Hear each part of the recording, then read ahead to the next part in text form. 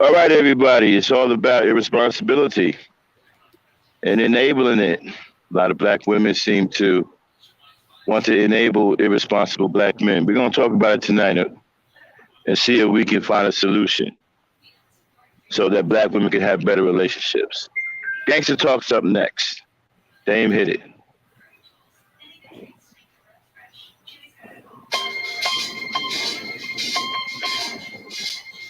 Yeah, son.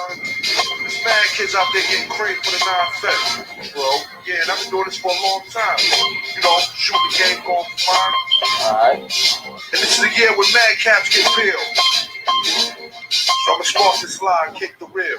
Bang them out. With all this chaos in the realms of the street, your local street dog got to make ends meet. The average Joe's far too slow for the ghetto pro. You better know, when I hit the streets, I like to glow, I like to glisten. And at the same time, stay low, listen, motherfucker, the thing. Why I'm pursuing the dope. My stilo is symbolic to a kilo. Cash is popping, coke's cooking, beats copping. Ain't that some shit? A player that's used to living rich is now a state kid. Caught up in the ditch. In 94, Giuliani kicked down the door. In 95, niggas flip to stay alive. Peeling caps while I laugh. In the stats, the phone in the app. Remy in the glass. Fuck the boom, then I blast. They wanna confine me. Sneak up from behind me. Bust a cap in my back and put me where they can't find me. They hate to see a young player paid. I don't wanna see that. They'd rather see it spray. But I'm like this, a Terminator, squeeze the lead off. Using birds and nouns like rounds to blow your head off. Hitting up spots, heating up blocks. Investing in stocks like Colombian blow crops. I'm out to get cream and ain't no doubt in my mind. Fuck this broke shit, I'm hit, I get down for mine. I get down for mine.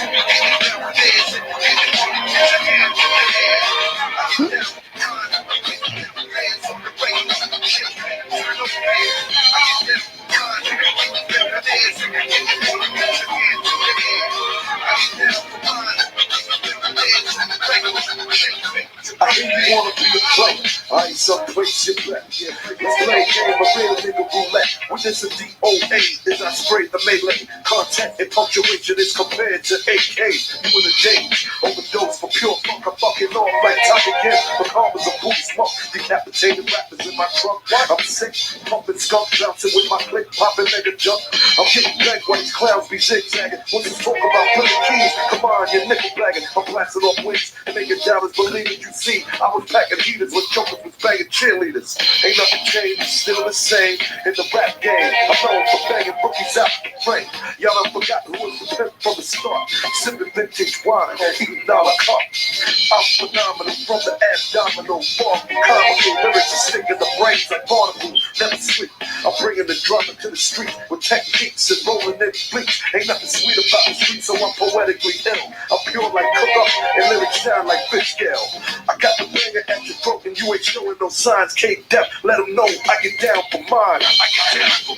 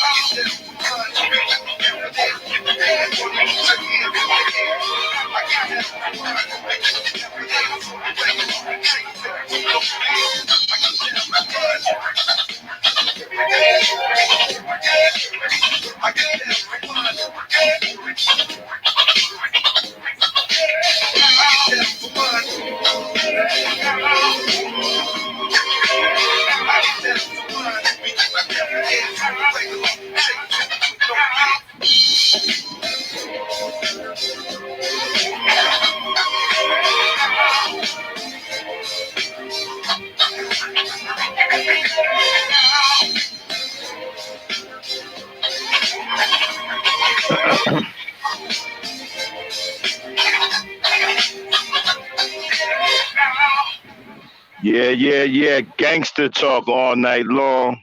We are the original. There are some copycats out there trying to take our concept and build a name off of what we do here at Gangster Talk, but we are the original. We will maintain who we are because the truth will always shine through in the end.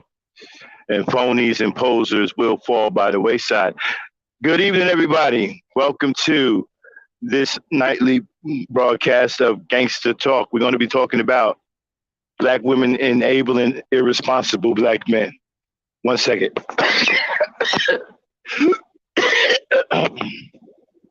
Sorry about that. I'm a little under the weather. Shout out to the E Nation coming into the building, and T, Morris, Anthony. Dang Frankie, as always, my partner in crime, the Lady Knight. And listen, if we get hot tonight, mods, if trolls come in, they ought to be taken out immediately. We don't want to negotiate. We don't want to talk because we don't want to give them time to say something that can hurt the channel. So they come in here with that BS, get them out of here. Don't go to the timeout, go straight for the block. We don't want them in here. We don't want them to try to mess up our salubrious environment that we are working very hard to maintain over here and grow. With that being said, let's get right into the topic. Okay, now, y'all heard me talk before about how Black women are so loving, right? I think that they are so loving to the point to where it's a detriment to them when it comes down to some brothers. You know, we have some sisters who are absolutely getting taken to the cleanest.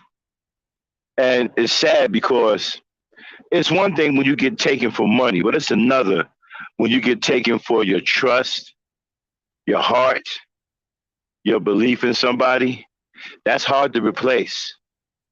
And usually when that gets taken, it leaves behind a lot of emotional scarring. So we're going to see if we can help our sisters with that tonight. You know, coming from a man's perspective, I want to start out by telling you it's time to start practicing tough love. Let me give you some things to look for in men. And when you spot these things in men, you need to run away. Forget about the fact that he's cute or he looks good, or forget about all that. If you value your sanity, if you value your feelings, if you value your heart, if you value your peace of mind, when you spot these attributes in men, you need to run away. Go in the opposite direction. Get gone. Do not stop. Do not turn back around. Don't be like Lot's wife in the biblical sense, right? Turn around and get turned to salt. Don't do that. Keep going. Now, one of the things, starting off with number one, no employment. If a man doesn't have any employment, then you should lose interest immediately. Men are supposed to be employed. Men are supposed to have some kind of resource working for them. If they don't have it, they should be out trying to obtain it, because that's a large part of the way a man operates. If he's not producing resources when you meet him, then you need to postpone that relationship or trying to build that relationship. Do not feel sorry for this man because he may look good or he may sound cool or whatever.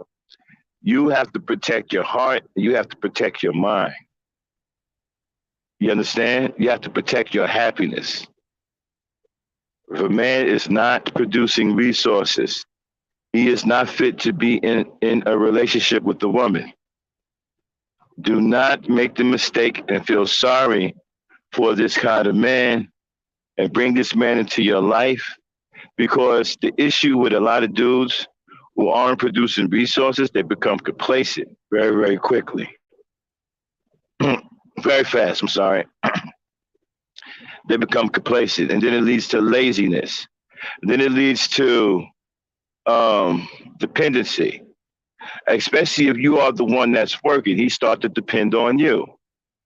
You have a place, he can lay his head, he can make love to you, and then while you go to work, he can sit around all day with no responsibility and play PlayStation or watch cartoons or fix or eat you out of house and home. That's not what you want. And then what happens is, the longer you let that go on, the more he's going to feel entitled to be that way with you. And you're going to have a serious problem on your hands. And you're going to end up wasting your resources on him, kind of like taking your paycheck and pouring it out of a 5-story window and watch your money just scatter all through the wind. That's basically what's happening. You're pouring your money out of a 5 or 6 story window. You're wasting resources on this man. Well, he is the one that's supposed to be providing resources. So number one, if he's not employed, he's not producing resources, you need to keep it moving. I know that may sound simplistic to many of you, but trust me, a lot of black women are getting caught up and they end up with these bums who live off of them like children. And they cater, and you know what they do? They cater to you and they play on your emotions. They manipulate you that way because they know that they have something that you'll like. That's why they're there, right? Either you like the way they look or there's something about them that you like, and they use that to their advantage. And I'm telling you, they're going to wear you out. And it's not going to end good for you. You may end up scarred, emotionally scarred, dealing with these type of men who are complacent in their position in life, which is nothing. Some men are happy with being nobodies. I know that may sound crazy, but it's true. Some men are okay with being nobodies. And that's not a person that you want to end up with. Now, the second thing,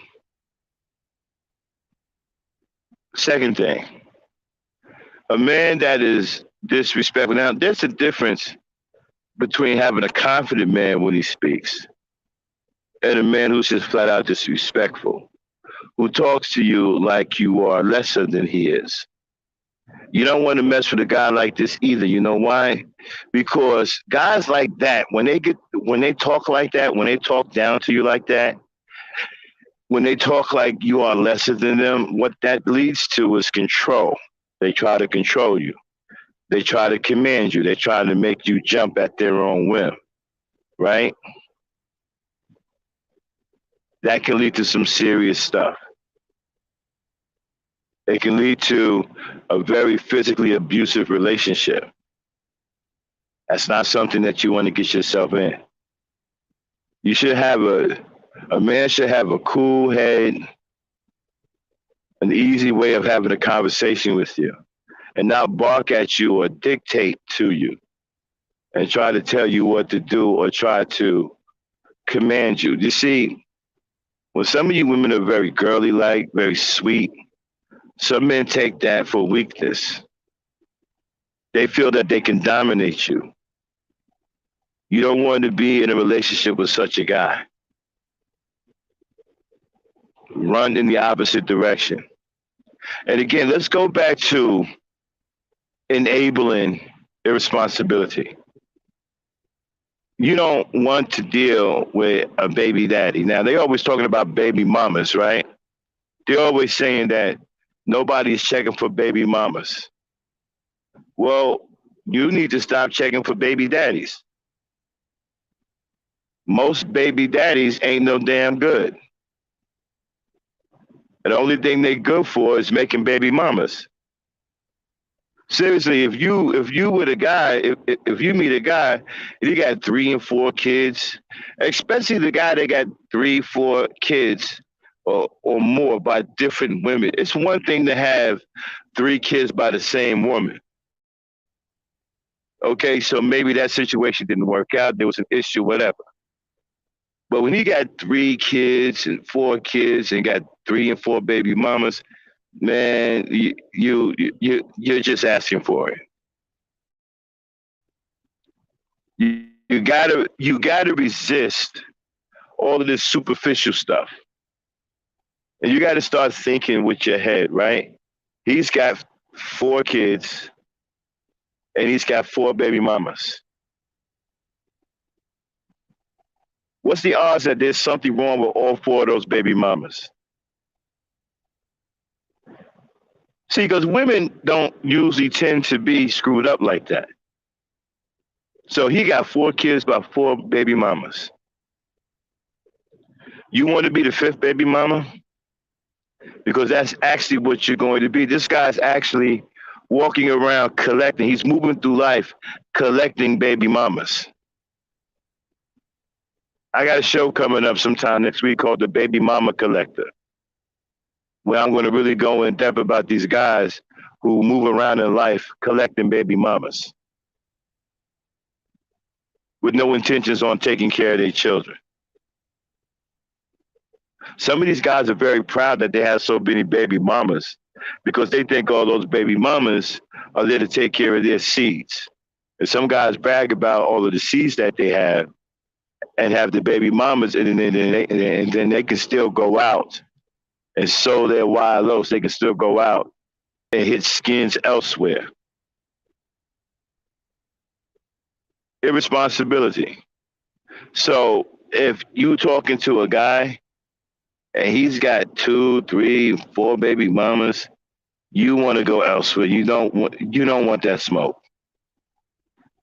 There's a reason why he's by himself with 3 and 4 baby mamas, and none of those women want anything to do with him.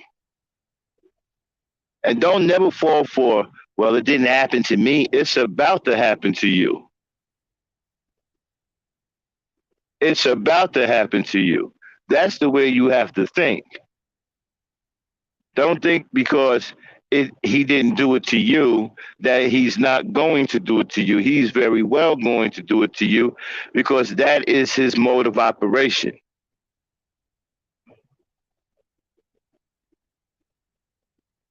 It's just like these maniqueer dudes, right?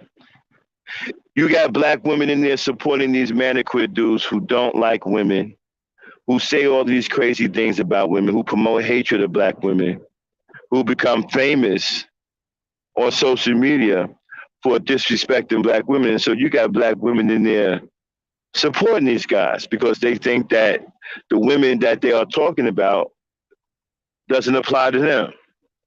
No, it applies to you too. Understand something, these guys don't like women, period. So there is no, well, he's not talking about me, he's talking about you too. And that's the way you got to look at a baby daddy, right? 3, 4 baby mamas. You're next in line to be a baby mama. So don't fall for that. Well, he didn't do it to me, or I'm different. Maybe he can, maybe it won't be the same with me. Yeah, it's going to be exactly the same with you. And depending on how you handle it, it can end up being worse.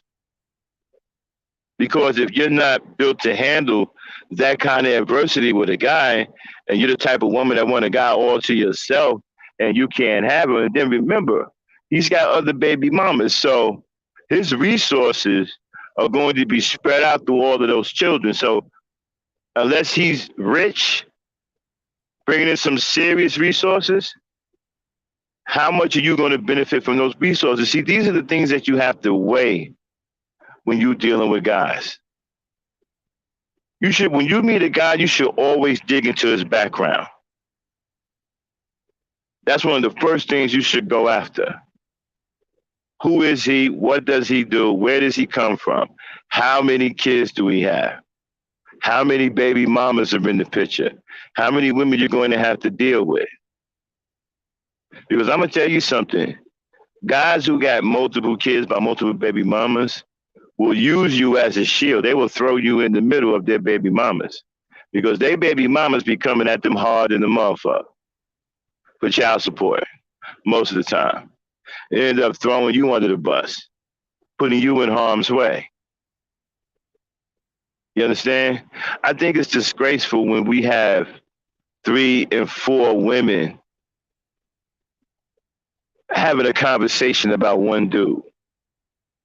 You know, a seriously negative conversation about one dude. And as a black man, we should be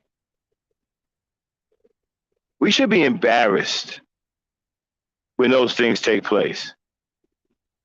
We shouldn't condone a guy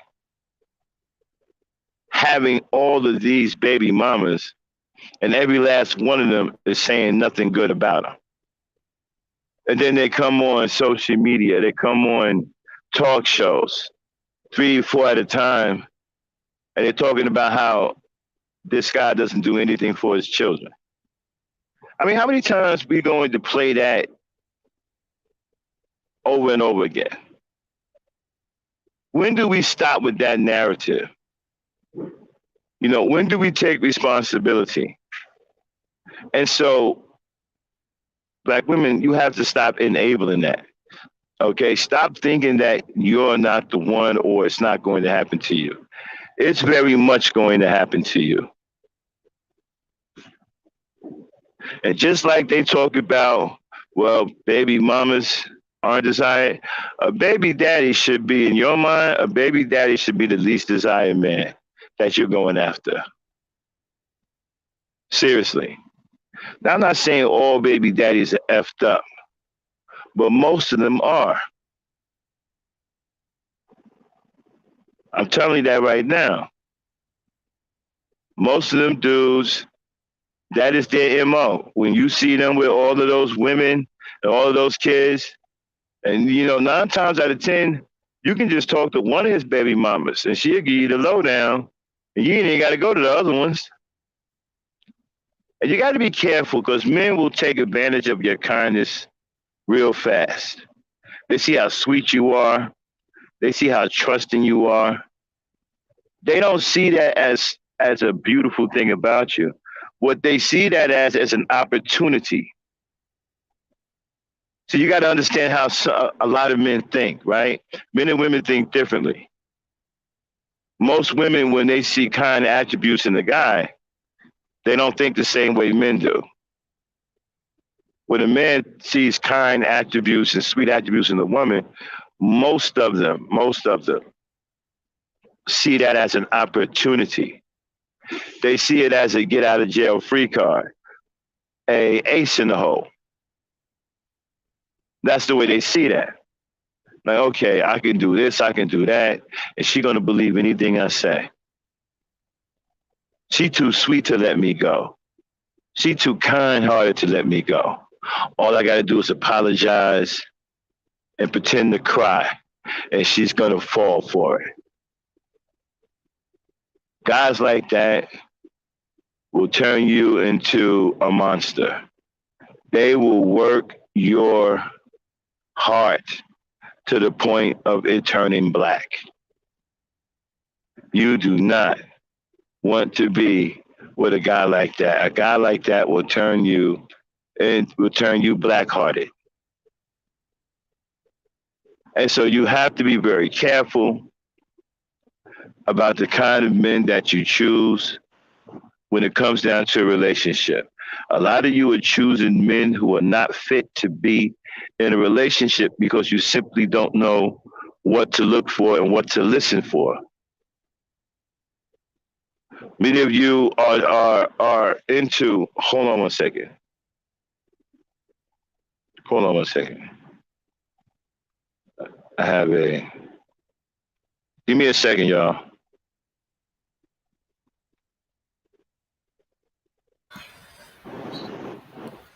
All right. Uh, Seen one or two faces I hadn't seen in a while.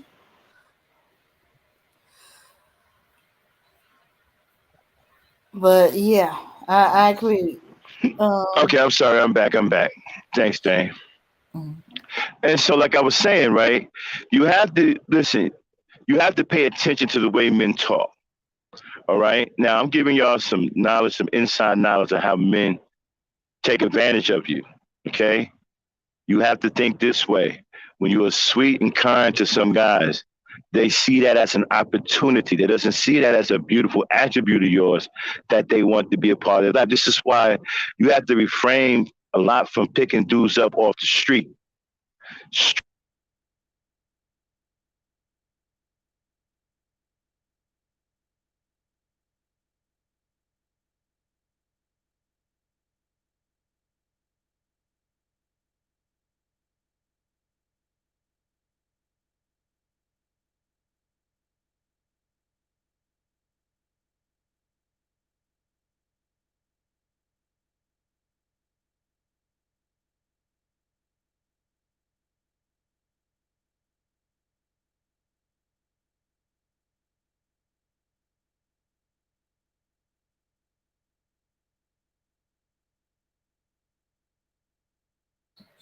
Okay. Ooh, okay. Sorry about that, y'all. I received a phone call and got a little distracted. Okay. Max probably just a little temporary out of the zone. Okay. Run 314. I'm doing fine. He'll be back. No, it was I got distracted by a call and Max dropped it, well, as you can see, he dropped. Okay. All right. So, all right. Well, Max, you back?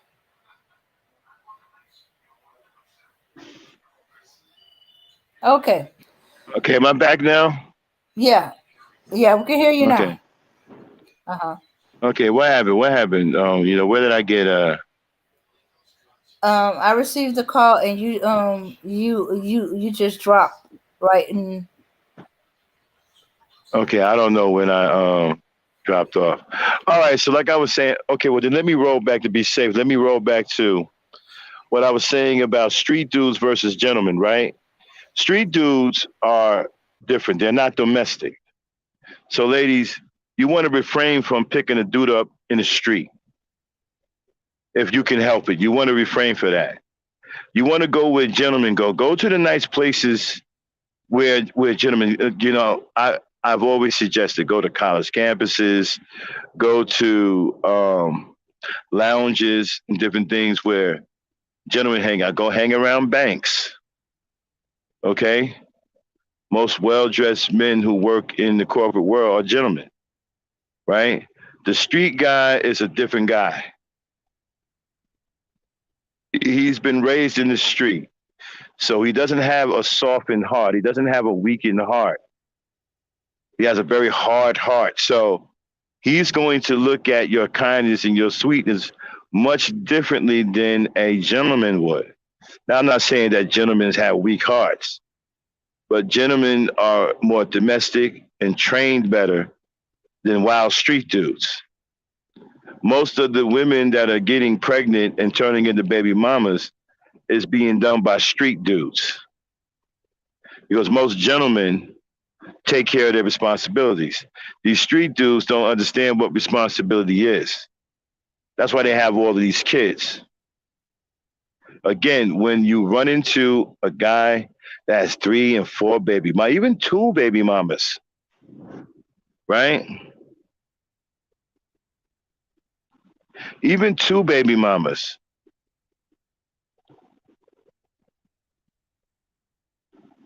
Oh snap! I Dame, Yes. take over for a second. I got an emergency. I'll be right back. Okay. All right. Uh, okay, ladies. It never fails when get to the good part. Uh, situation comes up. Well, that's what happens when you're dealing with a man who's working. Uh, when he and he has a life. But let's see. I can't agree with that. It's not only street dudes. Okay. Yeah, it's not only street dudes that's immature. Shooks. Lately, we've been seeing the so-called, uh, good men or men that fit into a certain category. You know, who are irresponsible. And yeah, I heard of a guy that he said on a live that when he's really into a woman, he tries to give her a baby. So no matter what happens, she's attached to him. There's like the baby's the anchor him to the mom. And I'm like, you have no intention of marrying, and because you love this woman so much, but you don't want to get married, and you try to anchor yourself in it by giving her a baby. I was like, whoa. And I'm surprised he admit to it. And he even said some dudes won't admit it, but that's why they have so many baby mamas, you know, that that that they kind of putting an anchor onto it. Oh yeah, yeah. Because I used to wonder about these guys that, but what trips me out. Okay, this guy claims his kids. You know, has no problem. He don't say that it's not his and stuff like that. But there's these guys who talk these women into having their baby, but then all of a sudden the baby's not theirs. They don't know that's their child. Who knows what she was doing when he wasn't there? That's the ones that be tripping out. Yep, even the nerds. Although I wonder if they truly nerds, because most nerds would be trying to marry their baby mama. I think it's the what they call it, dudes. They're not they're not quite nerd, but they're not, you know, straight up. Dip out a few days after I learned that. Let them talk. You learn a lot. Yeah, yeah. I heard that. Don't dominate the conversation, ladies. Let the guy do the talking. Cause yeah, they'll tell on themselves. Yeah. So if you got a guy, he just ain't talking. Uh, don't you try to fill up the space by talking. You know, ask a question, wait for the answer. It'd be like, you know, don't fill up the space. They ain't saying anything. Eat your food. Don't say anything. If we ask why you're not talking, and say I'm waiting for the answer to that question I told you. Yeah, yeah. I think of first dates as an interview. You know how on interviews they ask about when you go on interview they ask you all these questions and stuff like that. Oh well, you know, coffee dates as a casual getting to know, you know, informal interview like the pre-interview, and then the first date that ain't a coffee date is the interview to see whether you get the job or not. Oh my goodness. Yeah, but the nurse can be baby daddies. Yeah, it's a yeah, and yeah. So all men could be baby daddies. You know, especially if they being too careless with sex. The last one was a professional man. He told me I take care of my kids. I was like, kids, plural. Then find out he had two baby mamas. The youngest child was a newborn. Oh my goodness. Uh, yeah, you know, stay away from newborn baby daddies. You're gonna be baby daddy or a father. Let there be years and years and years.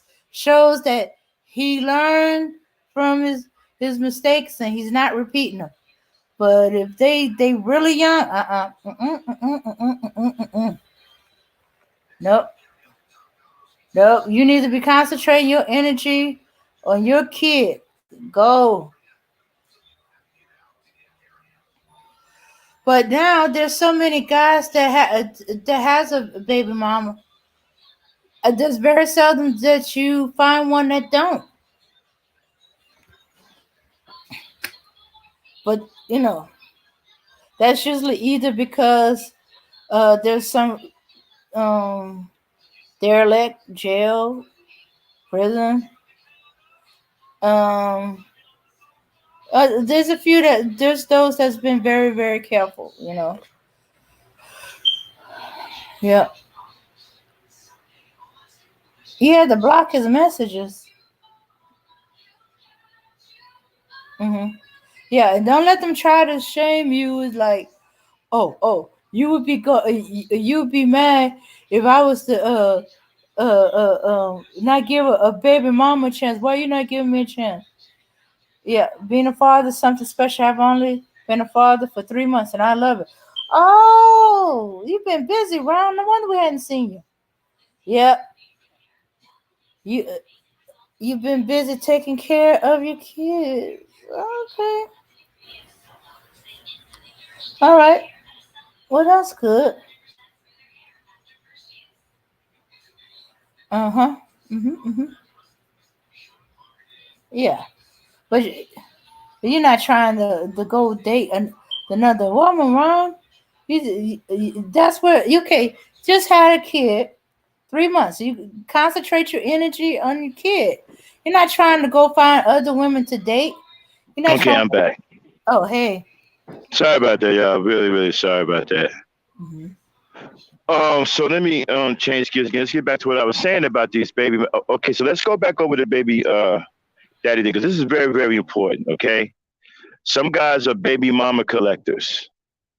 All right, and you need to be able to recognize the baby mama collector. Like I said, I'm gonna do a show later on next week about guys who collect baby mamas. You know, they collect baby mamas like hunters collect wild game heads, like the head of a bull or horns. Or, you know how some of them big game hunters they want those trophy prizes where they take down animals in the wild, they cut their heads off and they get them stuffed or whatever, take them to a taxidermist and have the head put on a wall or some shit like that. Well, there are guys out there who have the mentality of a hunter, right? Who wants to have a trophy. Okay? These guys are baby mama collectors.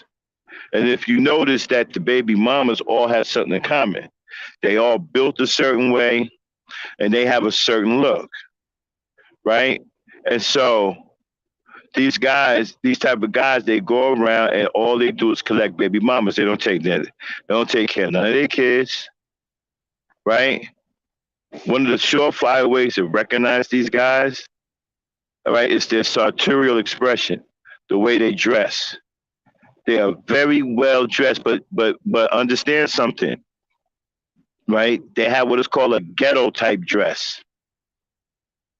They dress like the top fashion in the ghetto. Okay, like say, remember back in the day when they had Feli and all that, that was trendy and all that, and people had like the latest Feli gear. Well, these guys are like that. Okay, they have on the latest street gear. I mean, they have immaculate gear on. That's a big red flag. That's a surefire way to recognize one of them. Okay, because a uh, uh, part of the way that they trick women or get a woman's attention is the way they dress. These guys have great smiles. They're always smiling at a woman. Okay, they have great smiles. They they stay well groomed. These guys are well groomed. Okay, they well groomed. A lot of them have the gift of gab. They'll talk to you all night, swoon you off your feet. Next thing you know, you're a baby mama. Because you'll get caught up in this fantasy world and whatnot. Okay. And then next thing you know, you are added to the list. And then he comes around every now and then, lays in your bed, and then gets up and then go lays in another woman's bed. Now, the wild thing about these baby mama collectors, their baby mamas ain't mad at them. That's the weird part about it. Their baby mamas aren't saying, oh, he a no good son of a bitch. He a no good whatever. And he don't really do nothing for his kids. He may show up every now and then and say what's going on and may play with his child here and there. But he's not a real father. He doesn't stay there to be a father. Somehow he's convinced the baby mama that it's better for her to raise the child because he don't want the child growing up to be like him. That's a classic line that they feed to black women. Look, I don't want the child being like me. You know how I get down. You know how I am. I'm out here in these streets. And the baby mama buys into that. She buys into that. I'm telling you, these type of guys, these baby mama collectors, it's very rare that their baby mamas are upset with them. They're not being taken for child support, but they are allowed to run around here and collect baby mamas like wild game. So we'll get all into that. I'll really hash that out the next time we talk next week. Let's get back into this enabling irresponsibility. Okay, so let's go over the topic again because I had got interrupted. First thing first, ladies, what's the absolute thing that you're not going to compromise on? No resources. I don't care how you feel about the guy. I don't care if you think he got a baby face, he cute. Man, don't do it. A man is supposed to be working. He's supposed to be securing resources. If he's not securing resources for himself, he's not going to secure any for you. It's not going to happen. He don't even care about himself. So now, if you meet a guy and he ain't working, and he wants to work, and you know somebody that can hire him, and he wants to go to work and he puts in a hard day's work, that's different. But you really don't even put yourself through that. And that's something you just shouldn't compromise off of. That's going to put you in a world of hurt. Remember, that's going to turn into you being a mother to a grown-ass man. Because he's going to become complacent. He's going to become dependent on you because you got the apartment. You're going out making money. He's going to get used to sitting in the house all day, playing PlayStation, while you're working at the bank, while you're at the job, making the money. And then he's going to start to feel entitled. Like that's the way he should live, and that's the way you should be treating him. You should be taking care of him. Now you got a big problem on your hands. You got a grown-ass child now. A grown-ass child who's spoiled, and he's ready to throw temper tantrums. So number one, no job, no relationship. Keep it moving. Run away. Don't do it. Number two, a controlling type man. Okay, a man that dictates to you and talks down to you. This will lead to a controlling situation. And that situation will ultimately turn physical.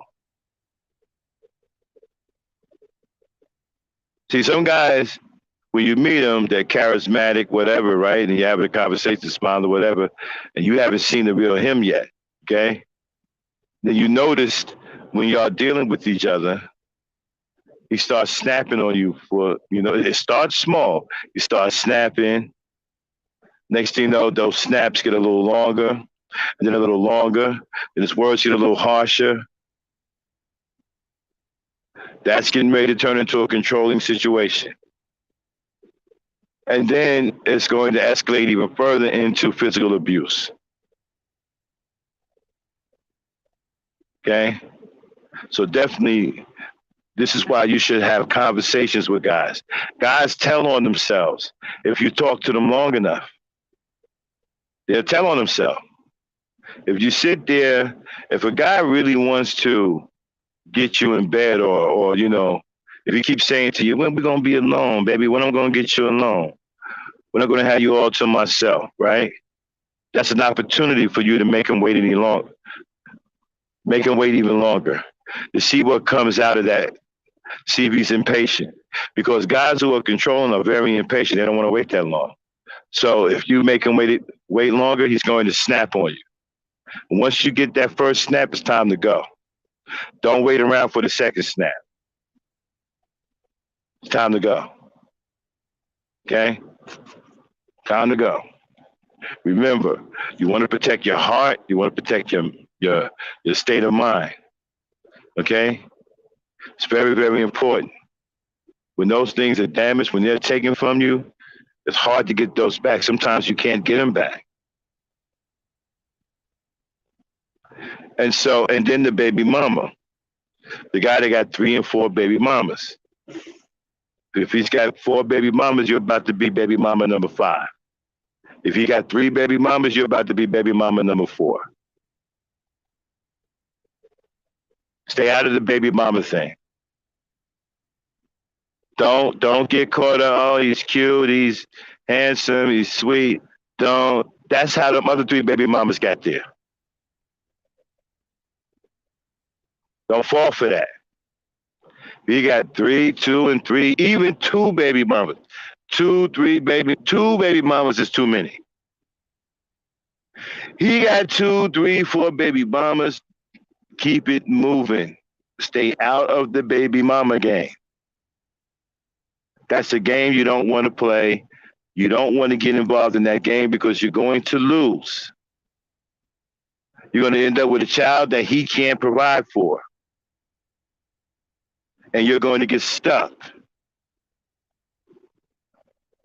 Now, I'm not saying that children are bad things, but when they are but when they have nobody, but when the father doesn't want to have anything to do with taking care of the child,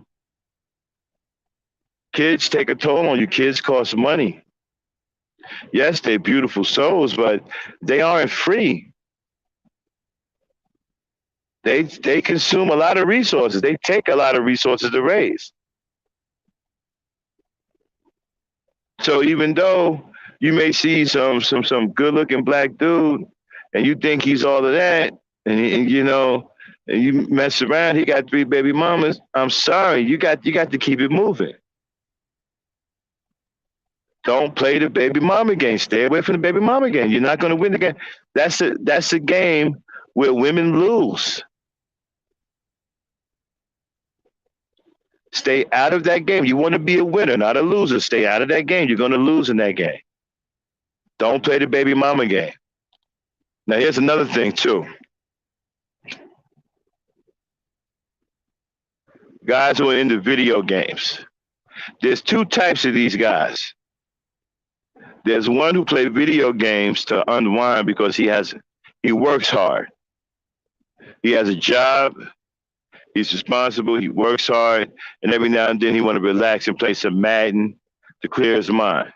That's cool. Ain't nothing wrong with that because he's bringing in resources. He's not immature. He's bringing in resources. He's working hard. Okay. And he just play a little Madden every now and then. And that's every now and then. You understand what I'm saying? But he's got the resources coming in. He's handling business. That's fine. You're cool with a guy like that. But the guy that you're going to have a problem with, all right, it's the one I call a teenager in man face. A 14-year-old child that looks like he's 35 years old. That looks like he's 30. That looks like he's 28. Hell, he even looks like he's 40. But he's really mentally 14. Now, let me tell you something about guys like this, right? Guys like this make you laugh and they make you smile. You know why? Because they got a young mentality. Now, that doesn't mean that every man that makes you smile has a young mentality. What I'm saying is it's easy for these guys to catch the attention of females because many of them are goofy and playful, right? And so that's how they get your attention. They make you laugh, they tickle you, they play games with you. Notice their behavior, right? They're always playing. See, that's one thing that women don't pay attention to. You think he's just a fun-loving guy. You think that, he just likes to make you laugh. But one thing you're not noticing the pattern. He's always playing. What do kids do? Kids play, don't they? Kids are always looking to play. You know why? Because kids have no responsibilities. They're kids. So you have to look at the pattern, right? This guy's always playing with you, always trying to tickle you, trying to play hide and go seek, trying to get you to laugh all the time, playing tricks on you, Always playing. Pay very, very close attention to that. That's a dead giveaway for an older guy with a young mentality. Always playing. It's one thing to make you laugh, but it's another to always be playing as a grown ass man. That's one thing that escapes the eye of a lot of our sisters. You don't pay attention to that play pattern. If you're watching it, you'll notice that he's constantly playing like a teenager, like a young boy. And these are the ones who sit up there for hours on end and play PlayStation. They play Xbox. They play any game they can get their hands on. And you end up supporting them because you think that they're funny, they're full of joy, they won't harm a fly, they make you laugh. He tickles you sometimes, make you feel like a little girl because he's a little boy. And so you overlook that. So you're there with this grown ass child thinking everything is cool. But here's where the rubber meets the road. As time go on, you notice he ain't got a job. But he's still tickling you and shit, making you laugh and chasing you around the house. It's all cute and all. But you notice he haven't went out and got a job in a couple of months. A couple of more months go by. And then bills are due. You paid all these bills, and it still hasn't hit you yet until one day you go out to buy some groceries. Right? And he goes with you. And you're standing in the aisle looking to pick something up and put it in the basket. And you done picked it up thinking the basket is right there, and you done dropped it in the basket and it falls on the floor because the basket is not there. Like, where the hell is the damn basket? He running around the store with it. Chasing people. Racing other grown-ass men with carriages, with the store carriages. So now it starts to dawn on you, this grown-ass man is running around the store with a shopping cart playing games. So now you start to think, right? Now that you're purchasing groceries, you get to the checkout counter, it's $100, and you short by $5. Here you go, hey baby, I need $5. I ain't got none. All right, so you let it go. You know, so you put something back. And you go and stuff, and as you go into the car, put the groceries in the car, he's bouncing his shit. Yeah, you got my Frankenberry cereal? Yeah, that's what's up, that's what's up. See, it still hasn't dawned on you yet. Then you get home, you put in the groceries and whatnot. He's sitting there with a big ass bowl of cereal and shit, watching Captain America or you know, Batman and Robin. Still no job. All right. Then it goes down again, and you get to another situation where you may be short a few dollars. Hey, honey, you got a few dollars? No, I ain't got no money. I ain't got it. And then that continues. That continues. I ain't got it. I ain't got it. Now the ugly reality starts to set in. Hey, wait a minute. When's the last time this nigga had a job? Well, he hasn't had a job since he's been with you. And you haven't paid any attention to his behavior. So you gotta be very, very careful. These kind of guys will get you caught up. And at the very least, they're going to waste your time and they're going to waste your resources.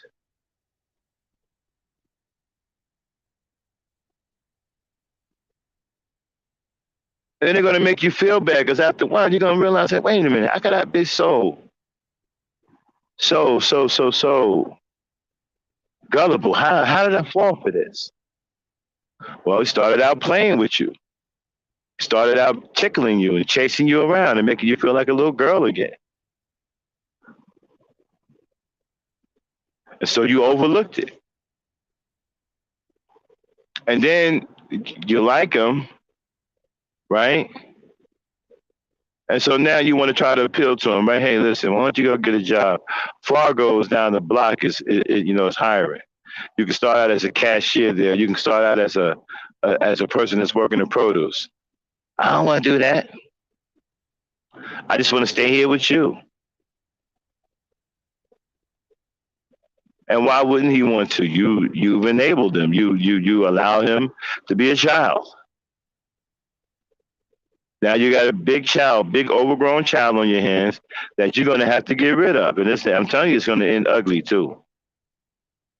Because you're gonna throw tantrums, you're gonna get mad at you, probably gonna throw rocks at your window, probably gonna stab your tires, knock your windows. They're gonna act like a kid. You're gonna act like a mad, angry kid.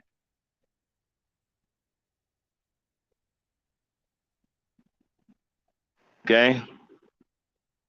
Got to stay away from these guys. You got to stay away from these guys with these young mentalities. They're talking about comic books and shit. You don't want to do it. They ain't talking about owning nothing. They ain't talking about, well, I had a comic book collection. I sold them. They made a lot of money on it. If they don't have their head in the production game, you don't want to mess with it. And the bottom line is this, ladies. If the man that you're dealing with or you like, if he isn't producing, you need to keep it stepping. You're asking for a world of hurt with a non-productive black male. I'm telling you that right now. If he is not productive, you need to keep it moving. Get your stilettos and keep it moving. That's not something you want. You don't want that smoke.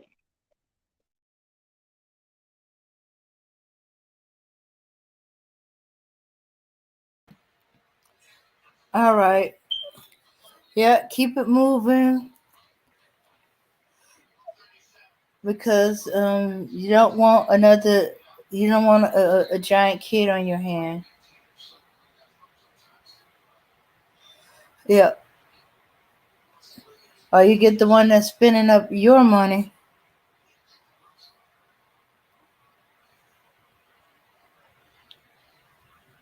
And no matter how old they are, they don't seem to grow out of it. Once they realize you're enabling them, they don't understand that can end.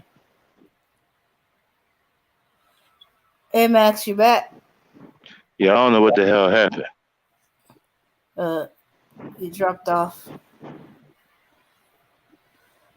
Okay, my bad, y'all.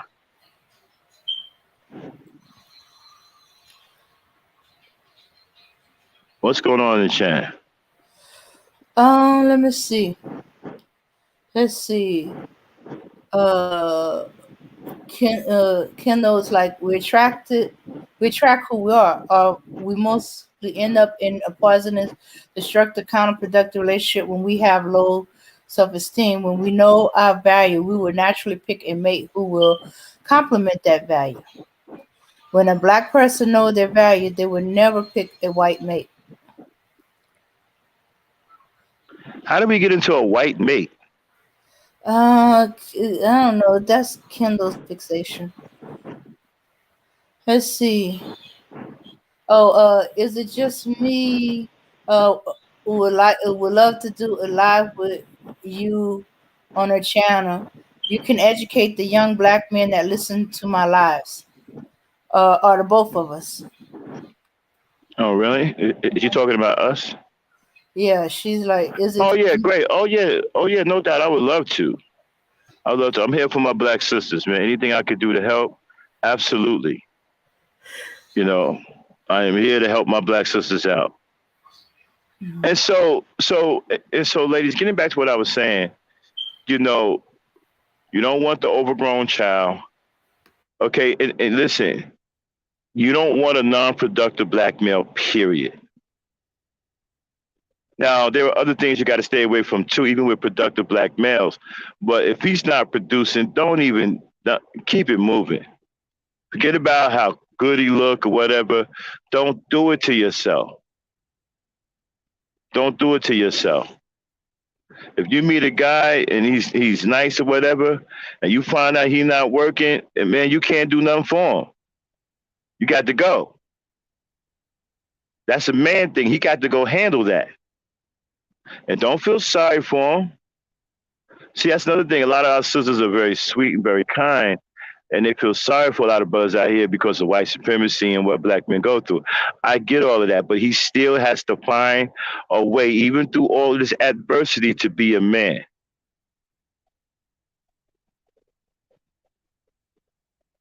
He has to.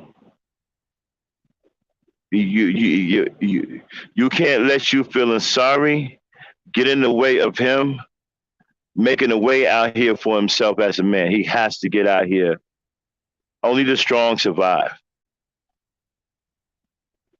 Okay, because I'm telling you right now, if you choose a weak man, you're going down with him.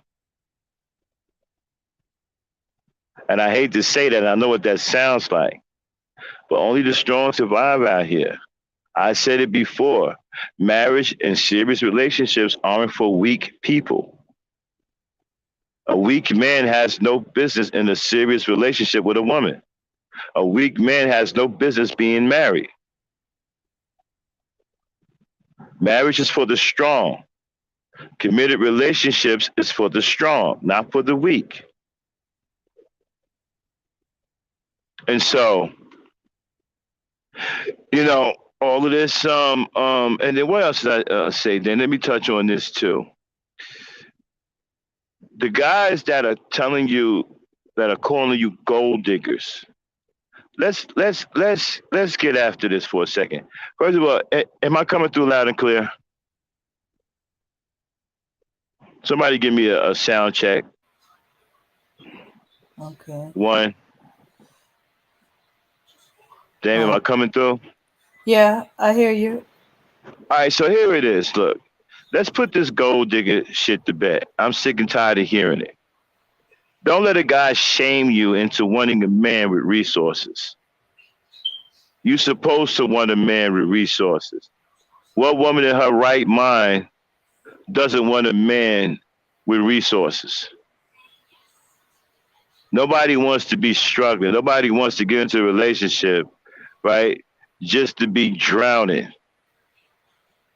Why would you want to go into a relationship with a guy and his ship is sinking? And so you jump on the boat, and now there's more weight on the boat, and now the ship starts to sink even faster. That doesn't make any sense. You want to marry resources. If they want to call you a gold digger because you're looking for a man that can provide resources, then you say, you damn right I'm a gold digger.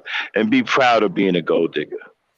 Because there is absolutely nothing wrong with a woman wanting a man who can provide resources. That's a natural thing. Real men don't have no problem with that. Real men understand that. Real men come to the table with resources. We know what it takes. These weak dudes who don't have nothing, they don't have any jobs, they have no want to, they have no desire to be anybody, they're perfectly fine with being a nobody. You have guys out here who have no problem with losing.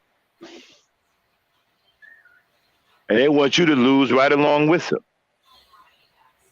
Seriously, you got guys running around here, man, very, very cool with being a loser. And if you called them a loser, they would take it as a compliment. Don't lose with them. And understand, I know that a black woman has a kind nature, a very sweetheart, whatever, but we don't want to get our ladies damaged. We want our ladies to stay away from these types of men that could become a blight on all of you. We want to save our ladies from that. We don't want you with some dude that all you're doing is providing resources for him and he's wearing you out and he's not being responsible. I was talking to a sister 2 weeks ago who's in a very unique situation. And me and my brother are both coaching her on how to get out of her situation. She's with a guy, right, who don't have any job that she's scared of and is in the house with his 2 kids and won't do nothing for his kids. He won't even take care of his kids. He don't want to be bothered with his kids. He don't want his kids to be around him. He don't want to get in there. He doesn't do nothing. And he's in the house with his kids. And he's not raising his kids.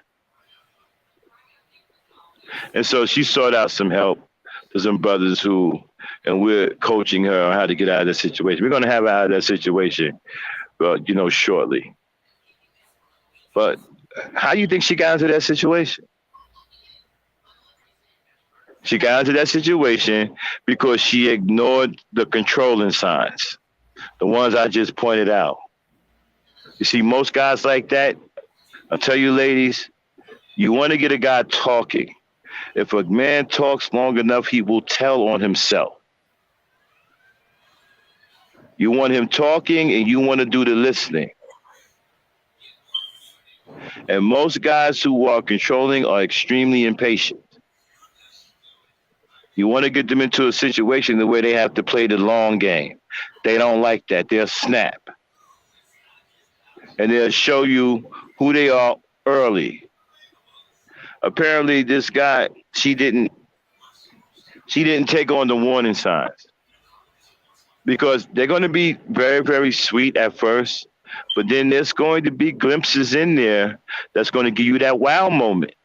You need to pay attention to that wow moment. Like, for example, he nice with you 1 second, y'all at the movies and whatnot, and he asks you what you want from the place where they got the food or whatever, the concession stand or whatever. Mm-hmm. And you say, well, bring me a Coke. Oh, wait a minute. I want an iced tea. Damn it, make up your mind. Not gonna be standing up there all day, all them people up there. That just came out of nowhere, right? That's a wow moment. You need to pay attention to that wow moment. I'm telling you that right now. Because even though that may have sound small, it's huge. Because it's attached to a well. Right?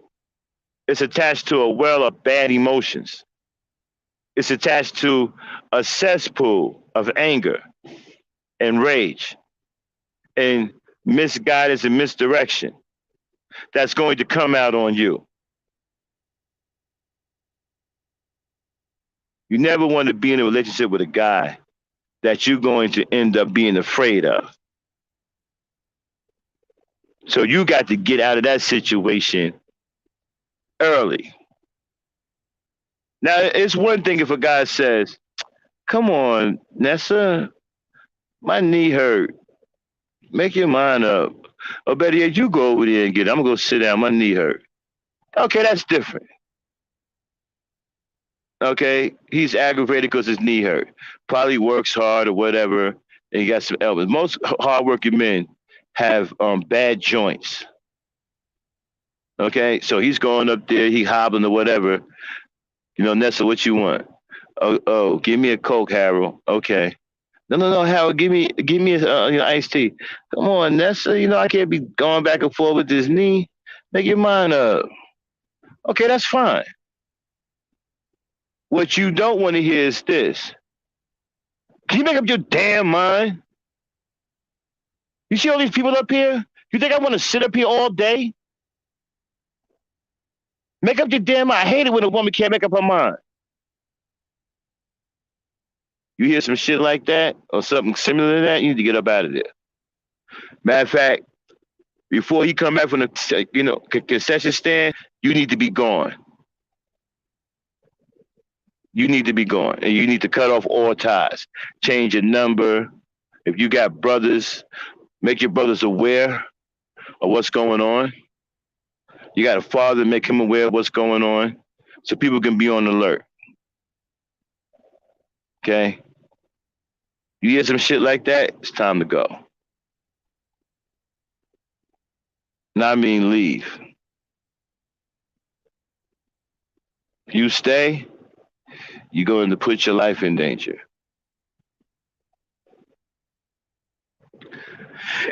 And so those are some of the things.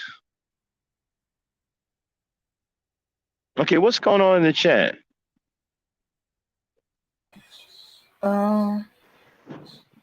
Let's see. Some other people give. You should. Okay, Belmore says you should be more interested in their character and motivation.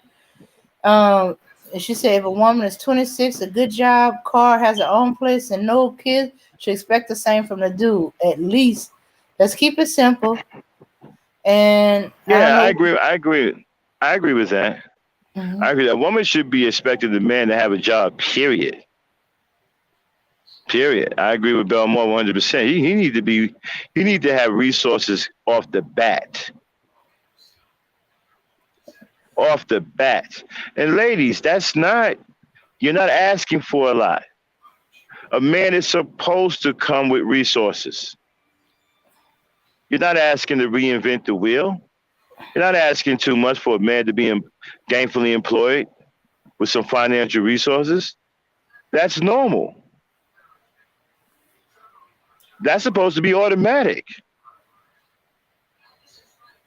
But here's the thing, though. Mhm. I heard something from a lady. She's famous on here. We got to be careful with certain rhetoric that we listen to, too, right? If a woman has $1 million, $2 million, $3 million, $4 or $5 and $10 million, right? Well, she's not going to find her equal. Finding a black man with that kind of money, that's unrealistic. So when a woman got big money like that, she's got to find a guy that has character, has integrity, has honor, and a strong work ethic. But we'll talk about that tomorrow. I'm sorry. That's something that we're going to get into tomorrow on Ladies Night. Me and Dan got a big show we're doing tomorrow on Ladies Night about issues like that. And we're going to get into that. We're going to break that down tomorrow. But be careful when you say you're looking for equals. Depending on how much money you got, there may not be an equal.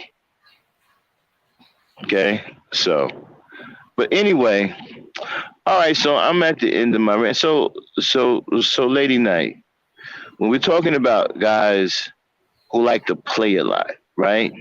Mm-hmm. Are you able to recognize their playful, boyish nature? And I think that this is something that black women often do not pay attention to. And then you end up with these grown ass boys and you don't pay attention to their playful nature.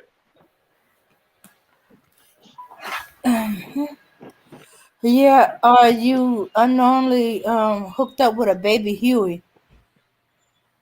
I haven't heard that term in a long time. Baby Huey.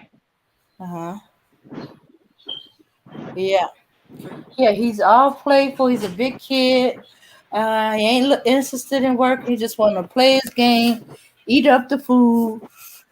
In fact, you might as well consider him if you got kids, a giant playmate for your kids. That's your occasion. I've heard people. Hold on. I've heard people say that men have fragile egos. I'm not sure what a fragile ego is. I think that a man who isn't producing is problematic because, yeah, he's going to feel some kind of way because he can't be a man. You see, part of being a man is being able to produce. I would feel some kind of way, if I'm not producing, I don't even feel right. I can't even talk to nobody unless I'm producing because I'm a man.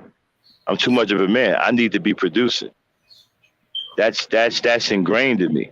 So if a man is a producer, then yeah, he may feel some kind of way. But if a man is producing and doing his man thing, he should be pretty strong. I don't know about his ego being fragile. I know if a guy is not producing and he's out here, caught in some low level stuff, then yeah, he may be very sensitive or overly sensitive, and his ego, may be on the brink of destruction. You know what I'm saying? Because he's not being a man, and it's affecting him. But if a man is producing and doing what he's supposed to do, he should be pretty strong. I don't know about him having a fragile ego.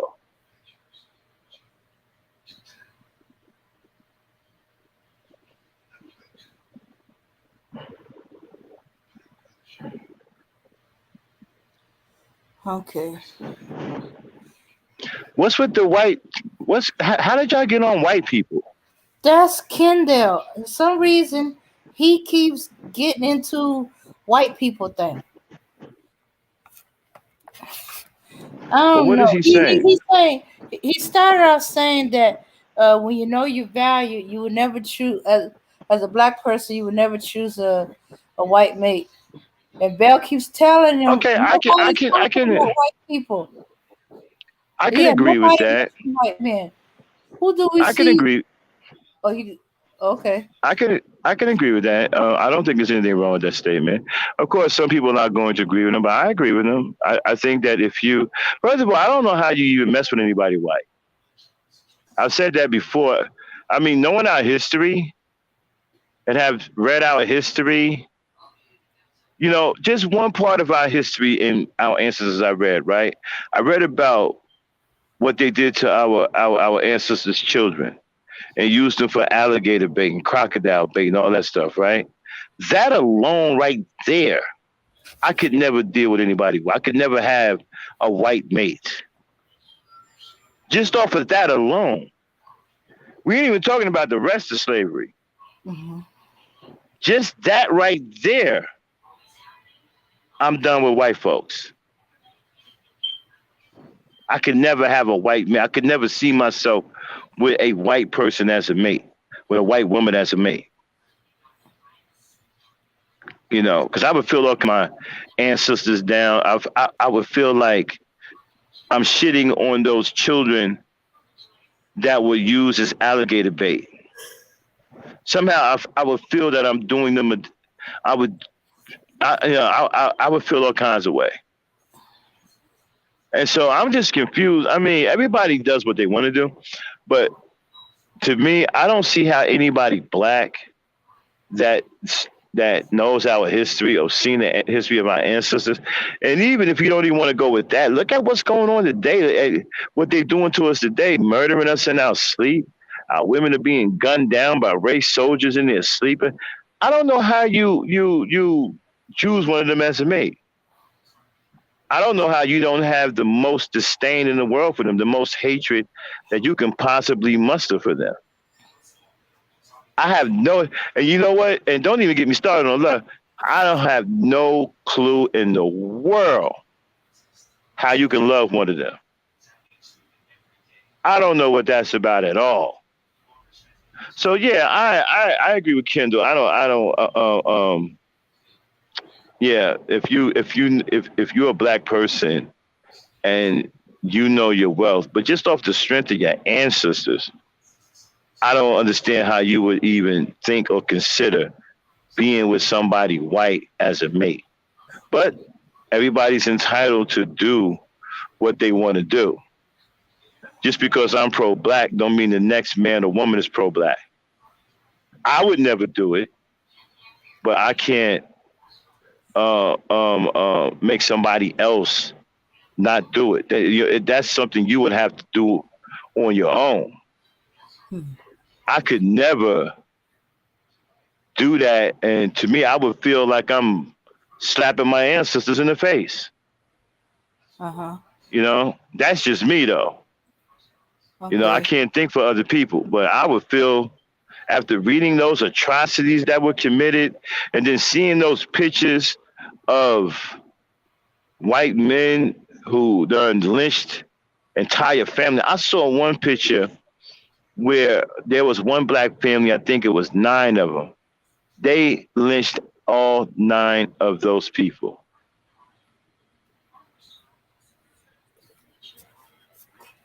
And had them hanging there, dead, and took pictures, smiling and congratulating each other. Took pictures for souvenirs. I don't know how you have love for a monster like that. Okay. You know. Okay, Max. All right. Mm-hmm. Nobody here is thinking that way. Just Kendall keeps implying, I didn't bringing it up. say anybody was thinking that way. Uh huh. Okay, but I want to get back on topic. If, okay. Oh, is it just me? Answer the question you asked about frail ego. She said, "I think historically, men are supposed to be providers, leaders, and protectors. When any of those things are compromised, or when women can do these things better or as good, this can affect their ego." Max. Um, I'm sorry, I was distracted. Say that again. Okay, just me was answering the thing about the frail egos. She said, she said, I think historically men are supposed to be providers, leaders, and protectors. When any of those things are compromised, or when women can do these things better or as good, this can affect their ego.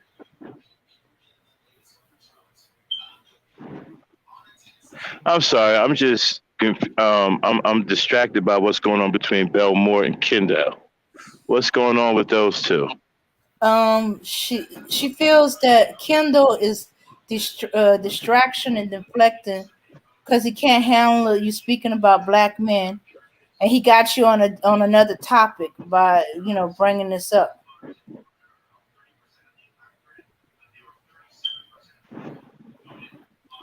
Cause he got it sounds like he got us mixed up with a swirler channel. We're not a swirler channel, so we don't even be going in that direction. But he keeps somehow in a discussion he'll bring it up, and Well, so you have to understand something. Kendall is pro-black, you mhm. know. So, um, I agree with what he said. I'm not sure what's going on between him and Belmore, um, but I trust Kendall will stay respectful. But Yeah. they're just having a difference of opinion right now. That's fine. We can have differences of opinion as long as we remain respectful. Now, what did you say a podcast said? Oh, okay. She said, I think historically men Hmm. are supposed to be providers, leaders, and protectors. When any of those things are compromised, or when women can do these things better or as good, this can affect their ego. This is about, we I was talking about men with frail egos. Yeah, I agree. I definitely agree because strong men, right, don't want to be outdone by a woman. I mean, if you outdone by a woman, that is a blow to the ego because it makes a man second guess himself.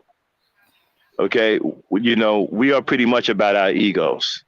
We're very egotistical. Even the nice guys and the guys who are doing right, we're really into my ego. I'm into my ego. Okay, just because I'm a nice guy and I fight for women and I love my black women, don't mean I'm not egotistical.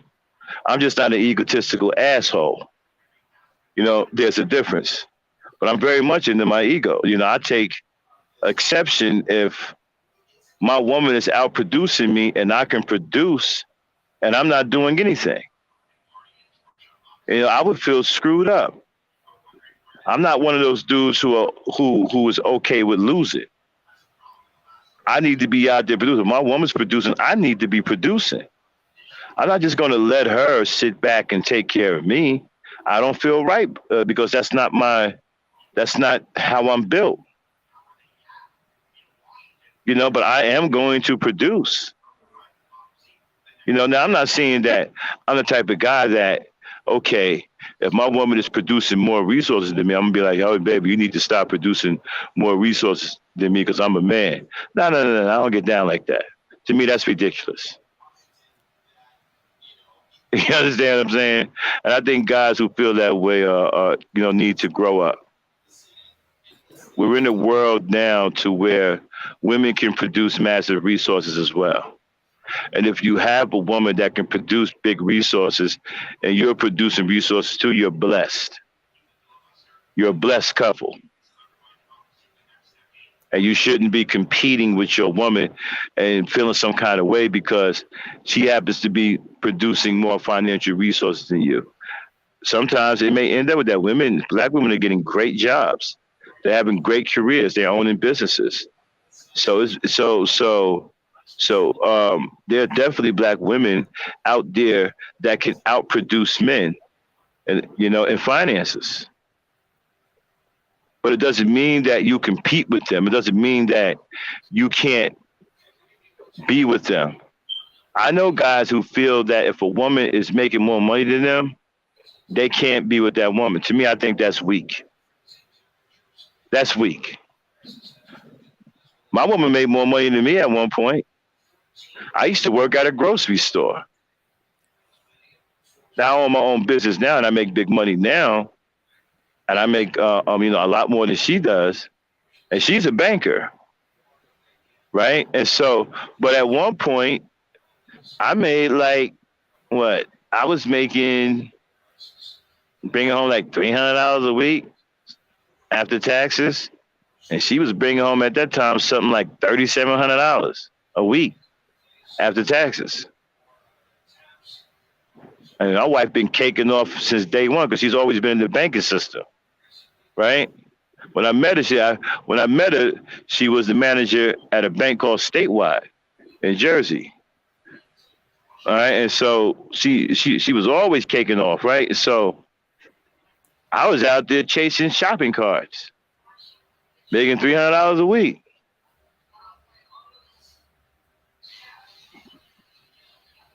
I didn't feel some kind of way. I didn't feel like, man, she making more money than me. No. I focused on getting my act together. Actually, the fact that she was making more money than me took a load off of me because I didn't have to really worry about a lot of providing for her at the time because she could provide for the both of us. So I was able to, it allowed me to really focus on myself and get my feet up under me strong. You understand what I'm saying? And then when I finally able to do that financially, I overtook her. But it was never a competition. I didn't feel some kind of way because she made more money. Actually, to me, it was a blessing because it allowed me to get my faculties together. Hell, for the longest time, he was taking me out on dates.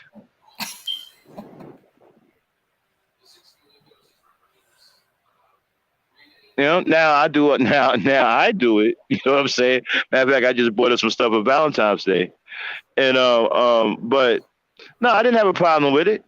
I think it's a blessing when you have a woman that's bringing in resources that can help, because today you definitely need two incomes in the home. If you don't have one of them jobs to where you're making six figures or better. I'm talking about high six figures, not just $100,000. I'm talking about $250,000 and up. You're not doing that, then you're going to need two incomes, even if you're making $100,000, depending on where you're living at. If you live in New York, $100,000 ain't nothing. That's almost being broke in New York. You know what I'm saying? So you might want to move somewhere to where your money can go the longest for you. But no,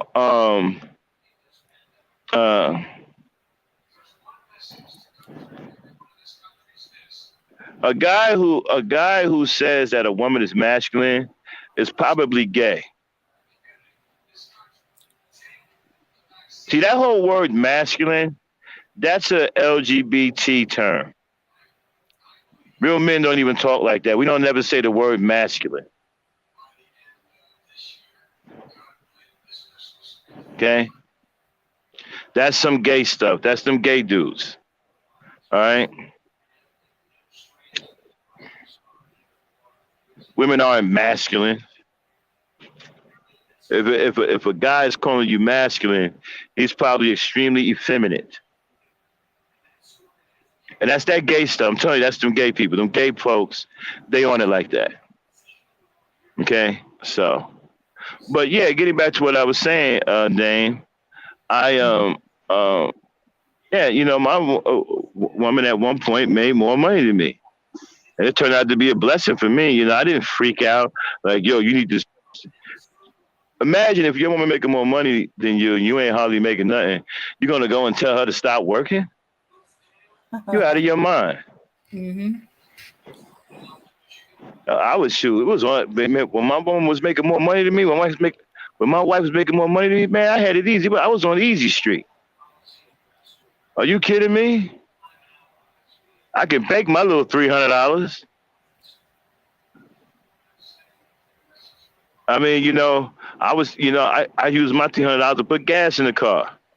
That's all I had to do for a while, and I was cool with that. You know. But you know, but my wife knew she had a good man. You know what I'm saying? So it all paid off for her. Okay, well, tell them the difference. How they can tell the good man who just at the moment is his income is lower, and the no good man whose income is lower, and there's a difference between the two, even if Mm-hmm. they marry and the wife is kind of supporting them. Tell Right. the Well, you know. Okay, I got it, Dave. You want me to answer now? Oh yeah. I'm gonna Yeah. You mute know, up. well, the difference is simple. It's strength. It's strength and weakness. Strong men don't have a problem with their women making more money. Strong men don't feel slighted like that, or feel some kind of way, or feel that they are in a competition with their women. Strong man, right, looks at it as a welcome thing. Oh man, you making money? Cool. That's more money for us. That's more money in the household. But understand something. He's bringing in resources too. So it's a blessing. Now, the weaker dude who don't have any scruples and not very smart, because a lot of times in a situation like this, the guy's not that smart too, right? Because you got a woman with a good paying job that's making some serious money. And because of your ego and because you feel less than a man, you want to tell her to go quit her job. And you want to give her an ultimatum saying, look, if you don't start working or if you don't get a lower paying job, I'm out. All right, well then, bye.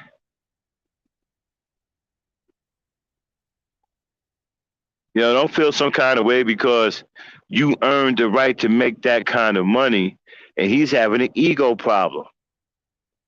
Tell him to go have his ego problem somewhere else.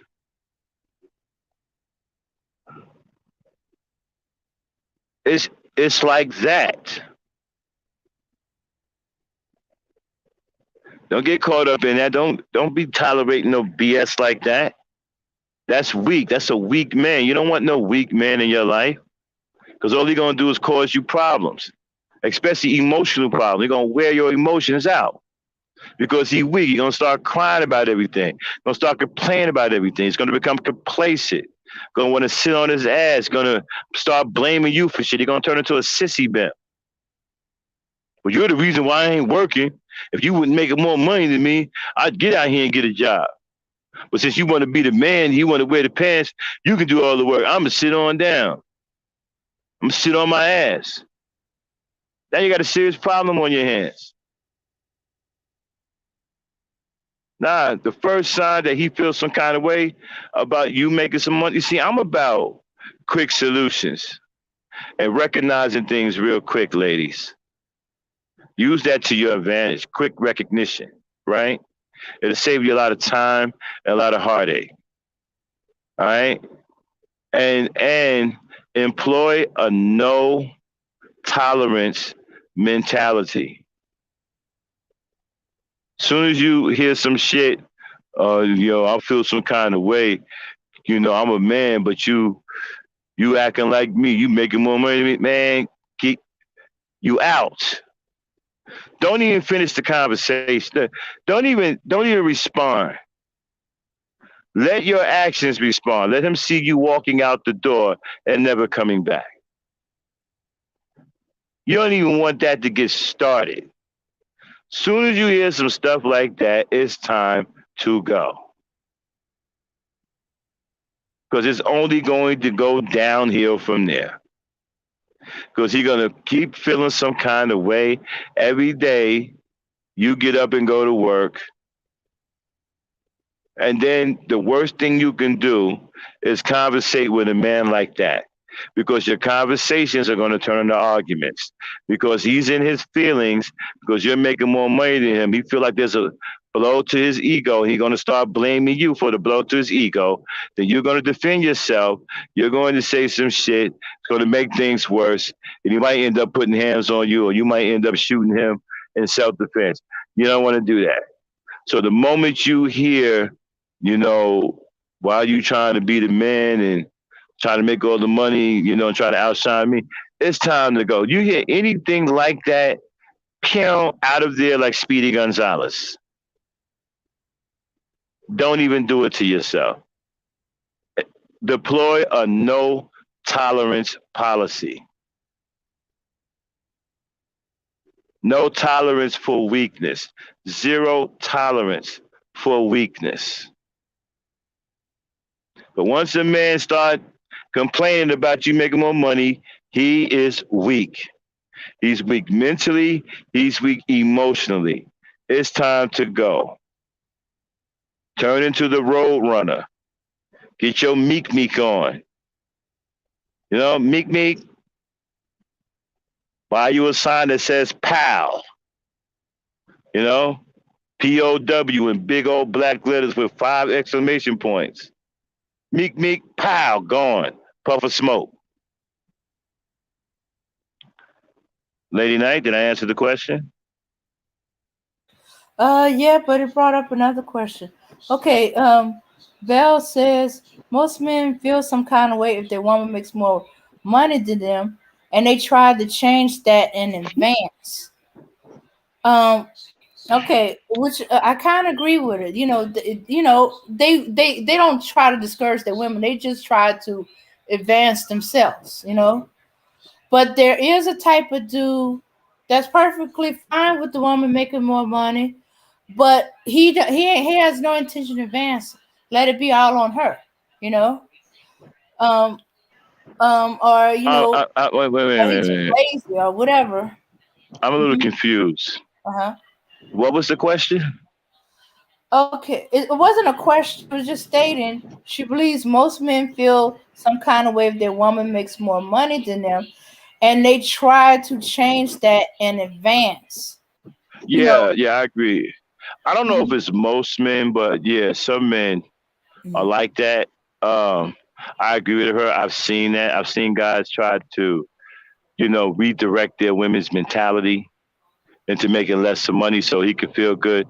You don't want a man like that, because that man is detriment to your your emotional health. Okay. These guys are energy drainers. You don't want to deal with these type of guys. That's weakness. Ladies, Um. stay away from weak men. Do not feel sorry for weak men. It is not your fault that they are weak. You have nothing to do with them being weak. And if they're weak, you don't want to have anything to do with them. I'm telling you right now, they will steal your energy, they will drain your emotions, and they will screw with your mentality and your psychological state of mind. Okay. They will become a blight on your life because they're weak. Stay away from weak men. It's like stepping in quicksand. Next question, Lady Knight. I'm Okay. enjoying this, man. Y'all Okay. got me going. Keep firing at the questions. I love it. Okay. All right. Is It Just Me podcast says, I wonder what the idea behind being high value and men just wanting to control you. Well, the whole high value thing is some immature high school mentality. That whole number system that they got over there, that 1 to 10 crap, that's all some high school mentality thing that they refitted to try to get black women to fall for it. And I can't believe grown black women are falling for that nonsense. And a high value man doesn't exist. That's a myth. Understand that the guys who are bringing up these terms are homosexuals. Okay? Do not think that men feel this way. Real men. You never hear me in here talking about no high value male or nothing like that because I'm not a homosexual. You got to understand these homosexuals with these terms, right? They're trying to, at every turn, make it hard for black women. They're trying to make men's lives more valuable than the lives of black women. This high value, man. Shoot, high value, man. You talking about money? Man, I'm in the trucking business. I can direct black women to some places where there's some dudes making some serious green. And they don't look like no high value males. Like I said before on my other podcast, go hang around Detroit Diesel and park out in front and wait till lunchtime. All them brothers working at Detroit Diesel are making better than $150,000, $200,000 a year. Every last one of them.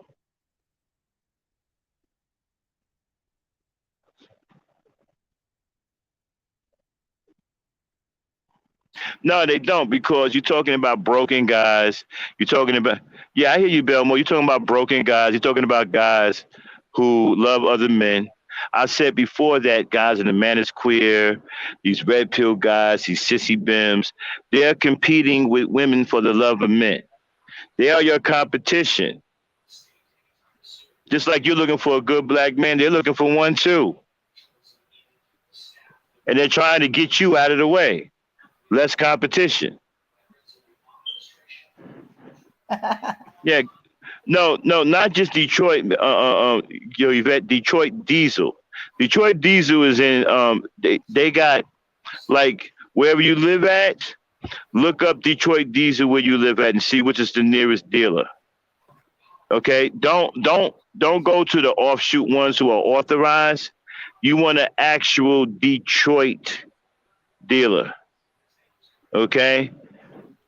The brothers, man, and usually Detroit employs a lot of brothers, engineers, mechanics. Them diesel mechanics ain't no joke.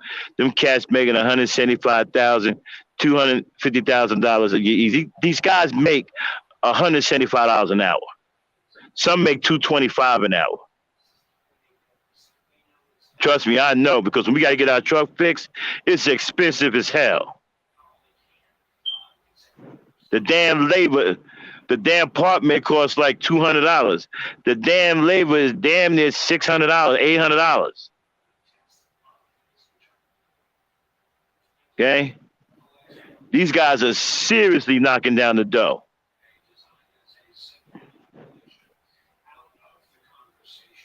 Know what I'm saying?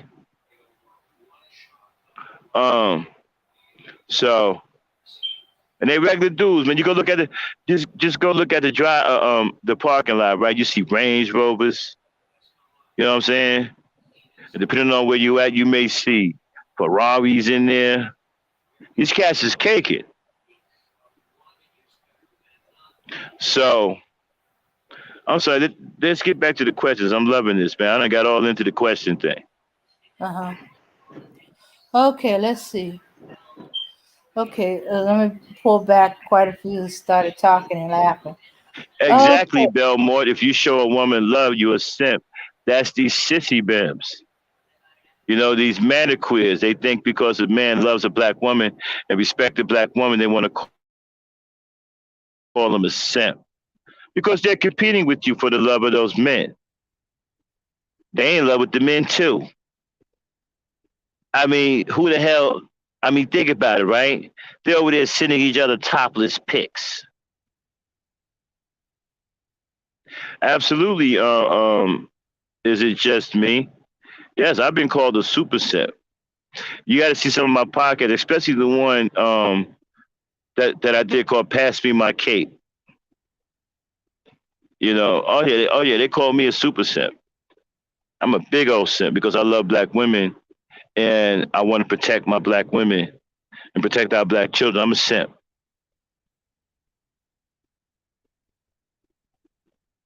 Exactly. Also, yeah. They hate this space because I won't allow them to come in here and argue with black women and start fights with black women. And I won't allow them to come in here and call black women out their name. They hate this space. They've been trying to tear down this space for a minute. They would love they would love to knock me offline because this is a haven for black women. And I won't allow them to come in here and disrespect black women. I remember when I first built this space, Is It Just Me podcast, everything was cool until I declared in here, and Dame could tell you, when I declared in here, okay, we will not call black women the B word in here. And them Negroes went crazy. They lost their mind. I had to actually end up blocking dudes that I thought was cool with me. I had to get them out of here. Yeah. I mean, they lost their mind. What are you talking about, Max? What do you mean we can't call black women bitches? Nah, you can't call them bitches in here. I'm not. I won't allow that. What? I mean, they went crazy up in this mug. Damn, I'll be right back. Okay. Okay. All right. Let's see. Yeah. Max claimed his simp, his cape, because they said you caping for black women. Said, yeah, that's the same way we should treat the word gold digger. They want to call us gold digger for wanting uh men black men to have resources. Then uh then I guess we should say yeah, I'm a gold digger. Pass me my shovel.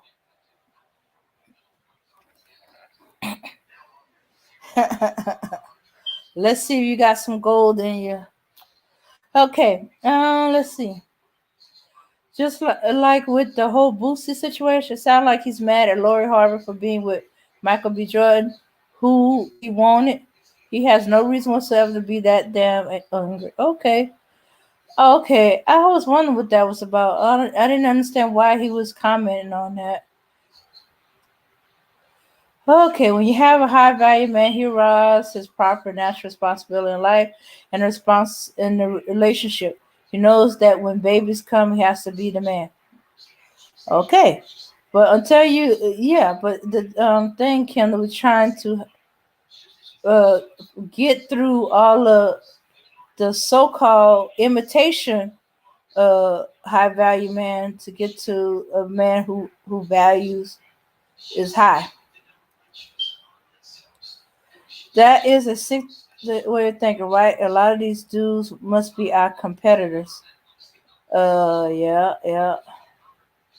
You don't think about it, but if you think about it, a lot of their ways are like women. A lot of the things they complain about women, um, it sounds like if you listen to them, it sound and used to close your eyes and not see who they were.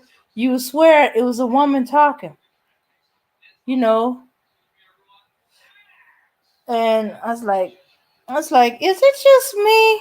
You know, a few times I had to say, "Oh, man, he's sounding like a woman. The fact that they are arguing with women, they trying to go in on women. They trying to tear the woman's self esteem. Yeah, and all that. We need to be lovers of men. We need to love our. Oh, wait a minute, no. We need to love our brothers. Show love to our brothers. Yeah, Okay. I remember I was in some room. They was talking about Well, actually, I was on somebody's podcast. They're talking about some Max, you wrong, man. Calling on brothers like that. We need to feel each other's pain. I was like, what the fuck are you talking about? Feel each other's pain. What kind of weak shit is that? Nigga, we men. We built for conflict, nigga. We built for conflict. What the hell you mean? Feel each other's pain. See, I'm not with all this weak, soft stuff, man. That's why I don't mess with these dudes. And they don't come in here, Bob, because I don't want to hear none of that. I don't want to hear none of that.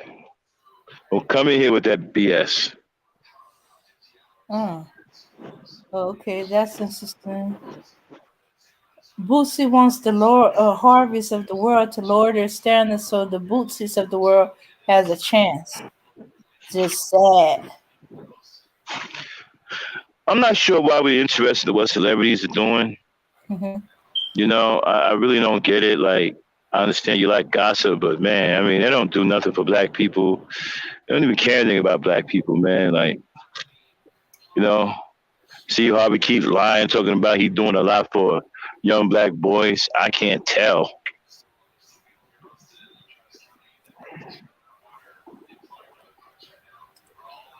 Uh-huh. Okay, let's see. Okay, before we got distracted. But getting back to what I was saying, I wanted to go back to the white thing. Yeah, like I said, I can't imagine, you know, having a white mate after reading our history and finding out things about our history. I just can't. I don't know how anybody black could see them in a loving way. I can't fathom that.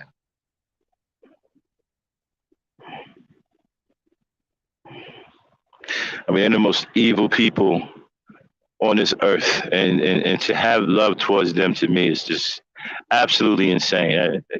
I don't get it. Damn. Mm-hmm. Okay. I don't get it. I don't see the attraction. Um, but hey, I just put it as I don't get it. Okay, that's why we got all these dudes pumping and dumping. They're more worried about their friends calling them a simp than having a good relationship. And women don't even expect commitment. Sad. Well, see, well, that's another thing too, right? When you have a man that can't even think for himself, like they're like, for example, see, women, you can find a lot out, right? By hanging around a group of men and just listen to the way they talk. Remember, I said that men tell on themselves. Okay, all you gotta do is listen. They tell on themselves. If you got a guy that's, look, man, this is what it is. I'm doing it because other brothers are doing it. That's a weak male. You don't want a male that's following other males and doing crazy stuff because other males are doing it. You want somebody that's able to think for himself. You don't want somebody following the leader. Okay? You want somebody that can create his own thought and think for himself.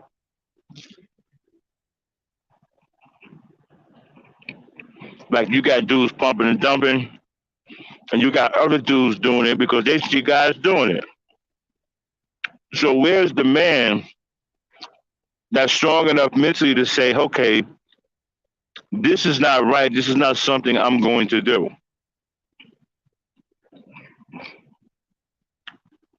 This isn't something I'm going to engage in. I don't like this. This is wrong.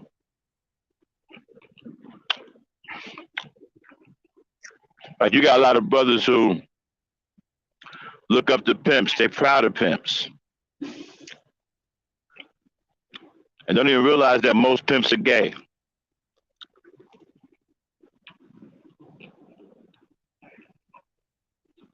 Damn. Yeah, yeah. Most pimps have that philosophy that they so manly that they can dress like a woman and still be masculine. Yeah, that's crazy logic, isn't it? Mm-hmm.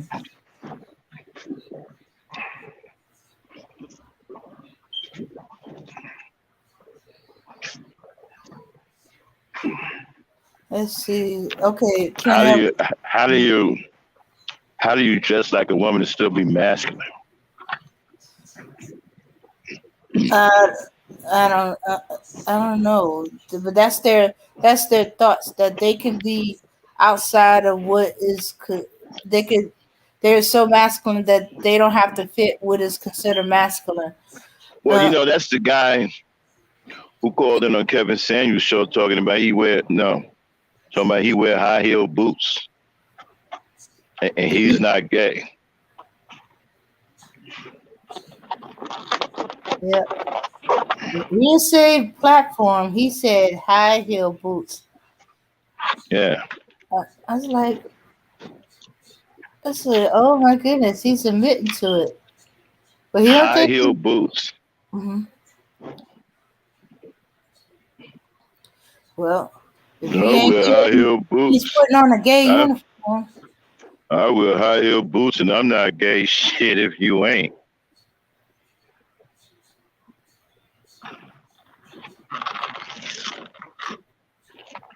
Okay, the chat is dying laughing in the chat.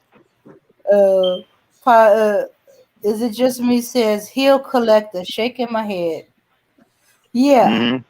So if you used to have him for a man, it's gonna be difference telling your high heels from his high heels.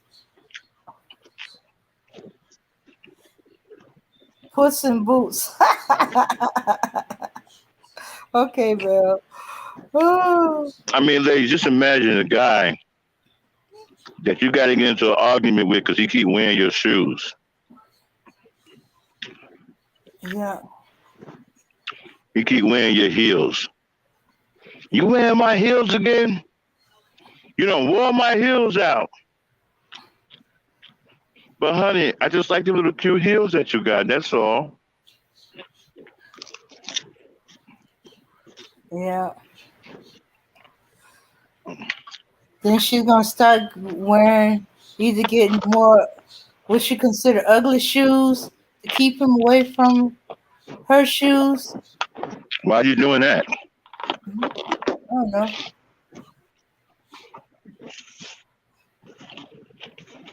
Are they get a divorce because he keeps wearing her expensive heels. I got them for me, not for him. He needs to get his own stuff. Leave Well, my stuff alone. you got a guy that's into some shit like that. I mean, in my opinion, you shouldn't be trying to compromise with him by buying ugly shoes. You should be getting away from somebody. What you want with a relationship with a guy like that for? Shoes. I don't And get. women, Mhm. let me say this too, right? Mhm. There's a lot of good brothers out there, right? Y'all just don't know where to look. You don't have to settle for a piece of man. You deserve a whole man. There are plenty of them out there. Y'all just don't know where to look. And they're all around y'all. Y'all just don't pay them no mind.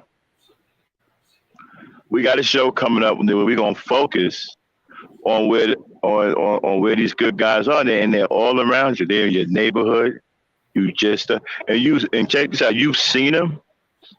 You just won't give them the time of day because they don't look cool.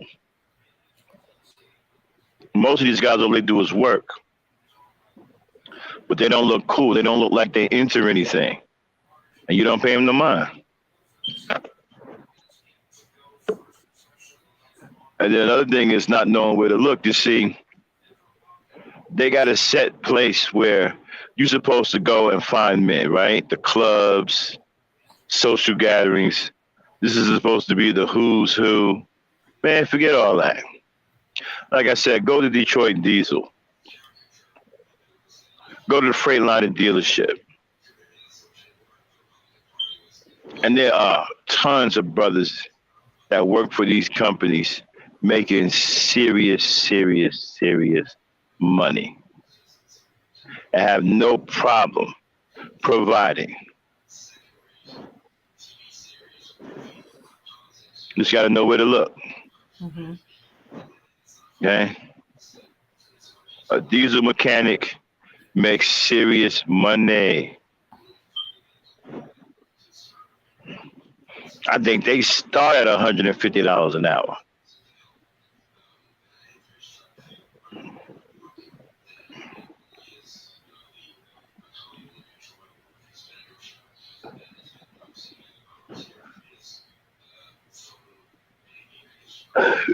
Yeah, as a matter of fact, I saw somebody with a Becky. I could have swore he had two chins.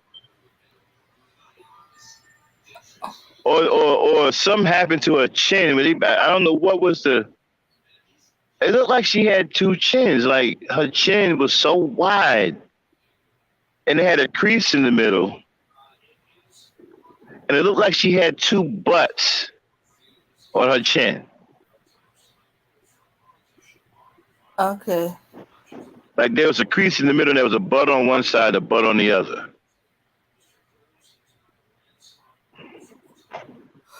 Okay, so she has with a double chin, and she has a cleft chin. Her original chin was cleft, and her double chin created a cleft too. And the guy with her, and the brother that was with her was some old wild looking, windbreaker wearing nigga. Like how the hell are you out with a windbreaker and it's like 12 degrees, nigga running around with a windbreaker? And he with her walking, excuse me, side by side, smiling and shit like he proud. Like, dude. I mean, I don't get these dudes with these Beckys, man. Like, what is wrong with y'all? You don't see what she look like?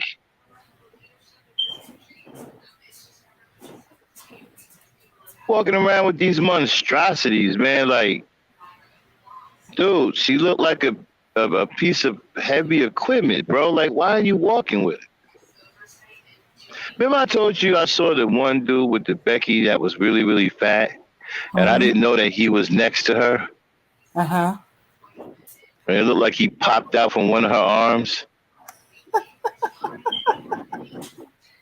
I thought she was by herself, remember? Yeah. Yeah. Like, where the hell did he just come from? Yeah, Belle. I mean, some old, yeah. Some. I mean, these Beckys be looking terrible. I'm like, man, what? Like, I mean, you guys blind? I mean, like, what's going on?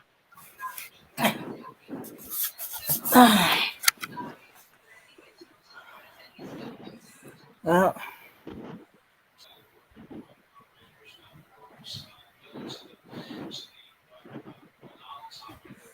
Okay. Feminist talk? Who's being a feminist?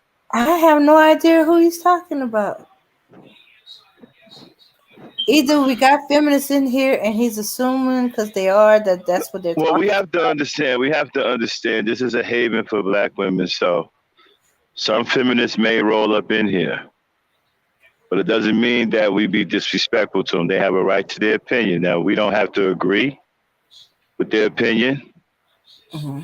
But, they're still Black women. We want to be respectful. Okay? We don't want to. We have to understand that this is a haven for Black women, period. And there are going to be some feminists that find this environment and they're going to find, they're going to come up in here and they're going to say what they're going to say, but we don't have to agree.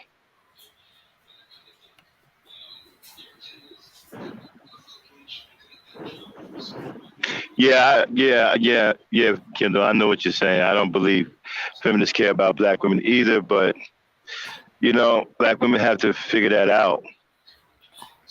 They definitely don't because they're always trying to put a woman's face on some of the worst laws that's been passed, like that law in New York, to where you can now kill the child even if it comes out alive, right?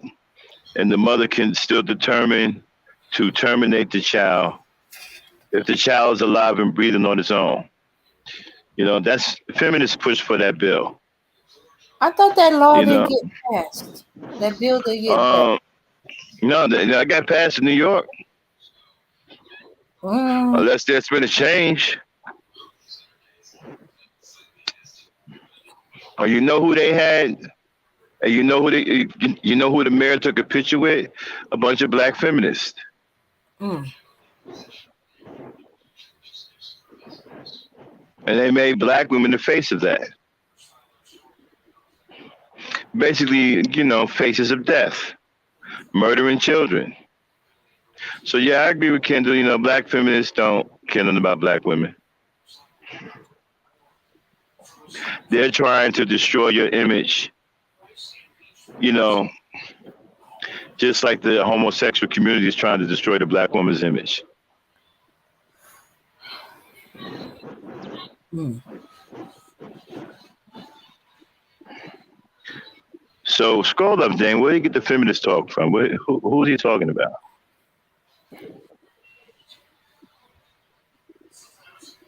Okay. Bell think it's a random statement. Let's see. He jumped from Boosie is a clown. Why should we he be clowning the relationship between a black man and black woman that seemed positive?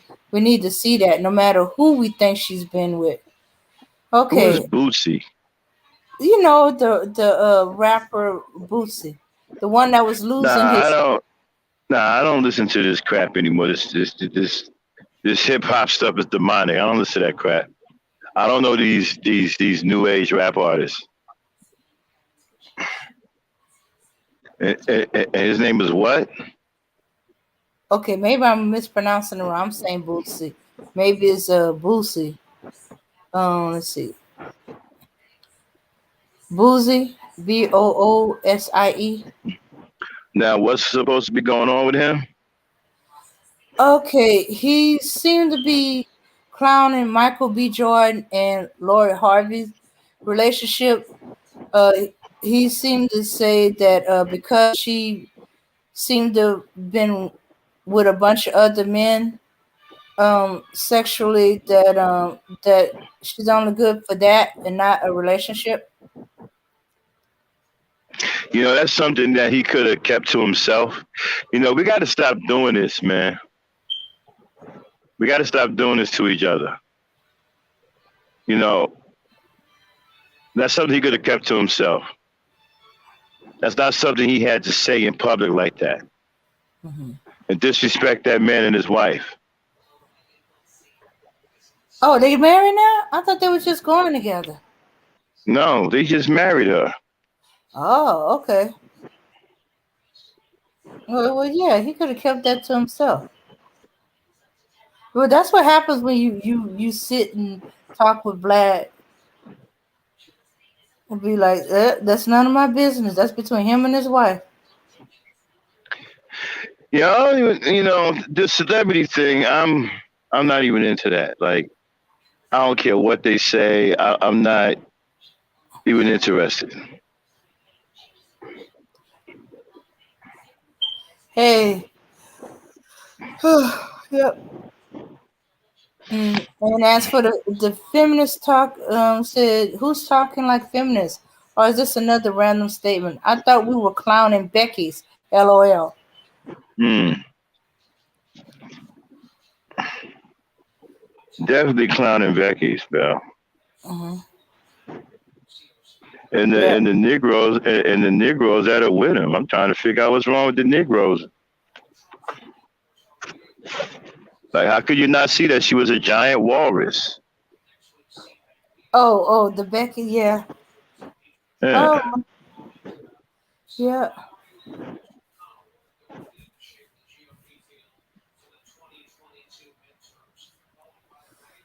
Yeah.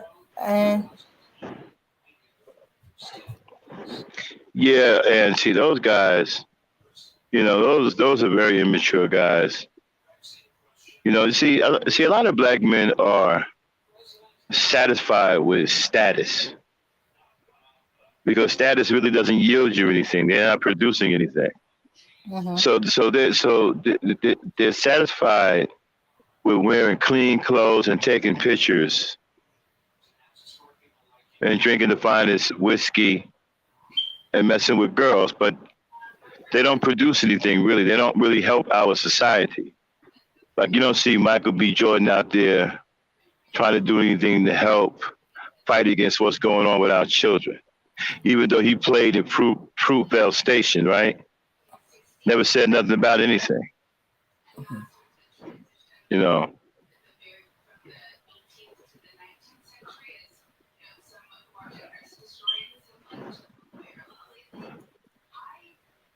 So I don't even take these guys. I mean, black people, we're wasting our time with these celebrities. Like I said, you know what? I haven't seen one of these celebrities come out yet and speak against the violence that's happening to our black women. Not one. Ice Cube, none of them. Our black women are being murdered along with their children. I haven't seen one celebrity come out against that. Not one.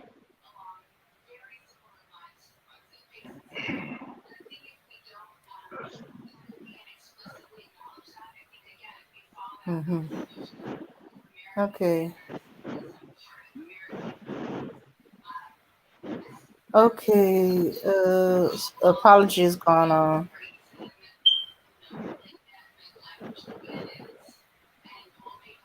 Yeah, Kendall, but you have to understand something too, right? A part of that, well, a large part of that is the way black men treat black women. So when you're mistreating someone, you're going to get divestment. You're going to get people that's going to want to go elsewhere, want to separate. You can't be abusing and mistreating black women constantly and expect them to remain loyal. Eventually, the abuse is going to take its toll and they're going to want to separate.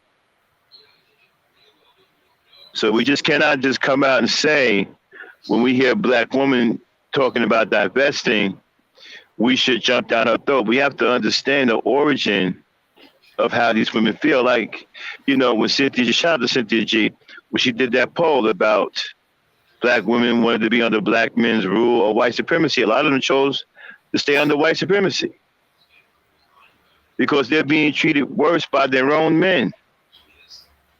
And we can back that up. We got article after article of black women being brutally murdered by black men. One of the most brutal murders I've ever had the displeasure of looking at was the one just recently in Texas where the man put a hole in the woman's head the size of a golf ball. I'm sorry, the size of a softball.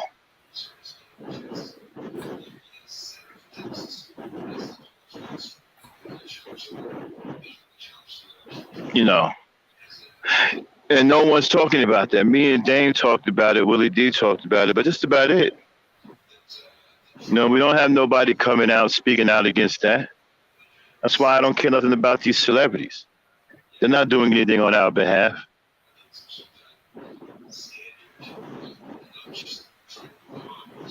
Everybody talking about Shamar Moore ain't black, but at least Shamar Moore said something about these white people appropriating our culture. At least he did that.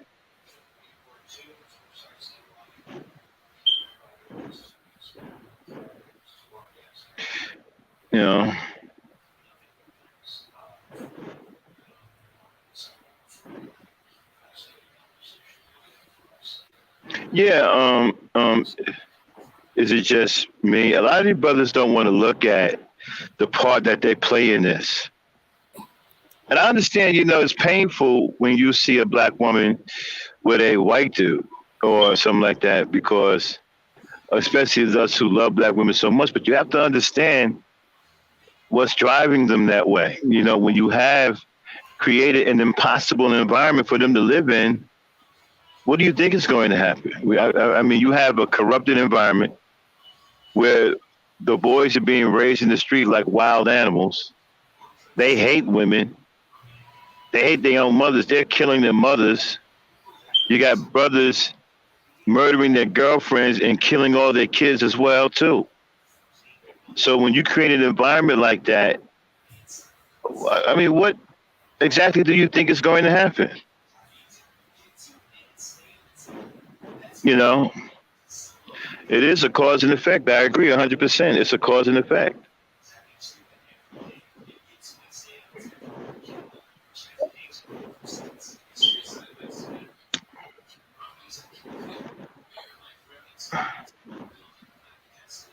Well, ladies and gentlemen, it's almost 12 midnight. I got to get some sleep. Mm-hmm. Me and the lady night, we got to get up out of here. But we want to thank everybody for tuning into this podcast tonight. You'll see us on Ladies Night tonight. Me and Dan got a big Ladies Night show. Dan, you want to tell them what we're going to be talking about? We will be talking about Marie Holmes. Yeah, that's the one that won the lottery and had all that money and wasted a lot of it on that bum ass dude. So yeah, we definitely gonna be getting to that. You know, I got a lot of shit to say about that. So we'll see you guys tomorrow night on Ladies Night. And remember, it starts at 6.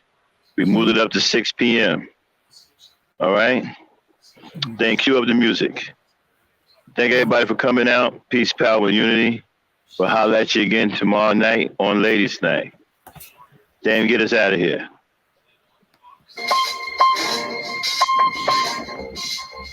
Yeah, son. There's mad kids out there getting cream for the 9-5, bro. Yeah, and I've been doing this for a long time. You know, shoot the game going for mine. Alright. And this is the year when mad cats get peeled. So I'ma spark this line, kick the reel. Bang them out. With all this chaos in the realms of the street, your local street dog got the fake head speak. The average Joe's far too slow for the scale pro. You better know, when I hit the streets, I like to glow, I like to glisten. And at the same time, stay low, listen, motherfucking thing. I'm pursuing the dope. My stilo is symbolic to a kilo. Cash is popping, coffee's cooking, beef is copping. Ain't that some shit? A player that's used to living rich is now a sticky kid. Caught up in a ditch. In 94, Giuliani kicked down the door. In 95, niggas flipped to stay alive. Peeling caps while I laugh. In the stats, the flow in the half. Remy in the glass, spark the boom, then I flash. They wanna confine me, sneak up from behind me. Bust a cap in my back and put me where they can't find me. They hate to see a young player pay. I don't wanna see that. They rather see it spray. But I'm like Diddy, a terminator, squeeze the lead off. Using birds and nouns like rounds to blow your head off. Hitting up spots, heating up blocks. Investing in stocks like Colombian blow crops. I'm out to get the cream and ain't no doubt in my mind. Fuck this broke shit, I'm hit, I get down for mine. I get down for mine.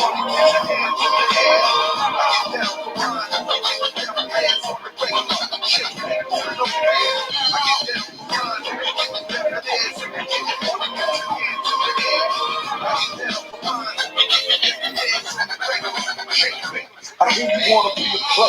I ain't someplace you left here. Let's play a game of real nigga roulette. With this a DOA is I spray the melee. Content and punctuation is compared to AKs. You in a day. Overdose for pure funk. I'm fucking off like Tommy Yen. Bahamas a booty smoke. Decapitated rappers in my trunk. I'm sick. Pumping skunk bouncing with my click. Popping nigga jump. I'm getting back while these clowns be zigzagging. Once you talk about plenty keys, come on, you're nickel bagging. I'm blasting off wings and making dollars believe it. You see, I was packing heaters when jokers was banging cheerleaders. Ain't nothing changed, it's still the same in the rap game. I'm known for banging rookies out the frame. Y'all done forgot who was the pimp from the start. Sipping vintage wine, eating a la carte. I'm phenomenal, from the abdominal. Far from comical, lyrics stick in the brains like particles. Never sleep. I'm bringing the drama to the street with techniques and rolling into bleach. Ain't nothing sweet about the street, so I'm poetically ill. I'm pure like cook up and lyrics sound like fish scale. I got the banger at your throat and you ain't showing no signs. Cake death, let them know I get down for mine. I get down for mine. I get down for mine.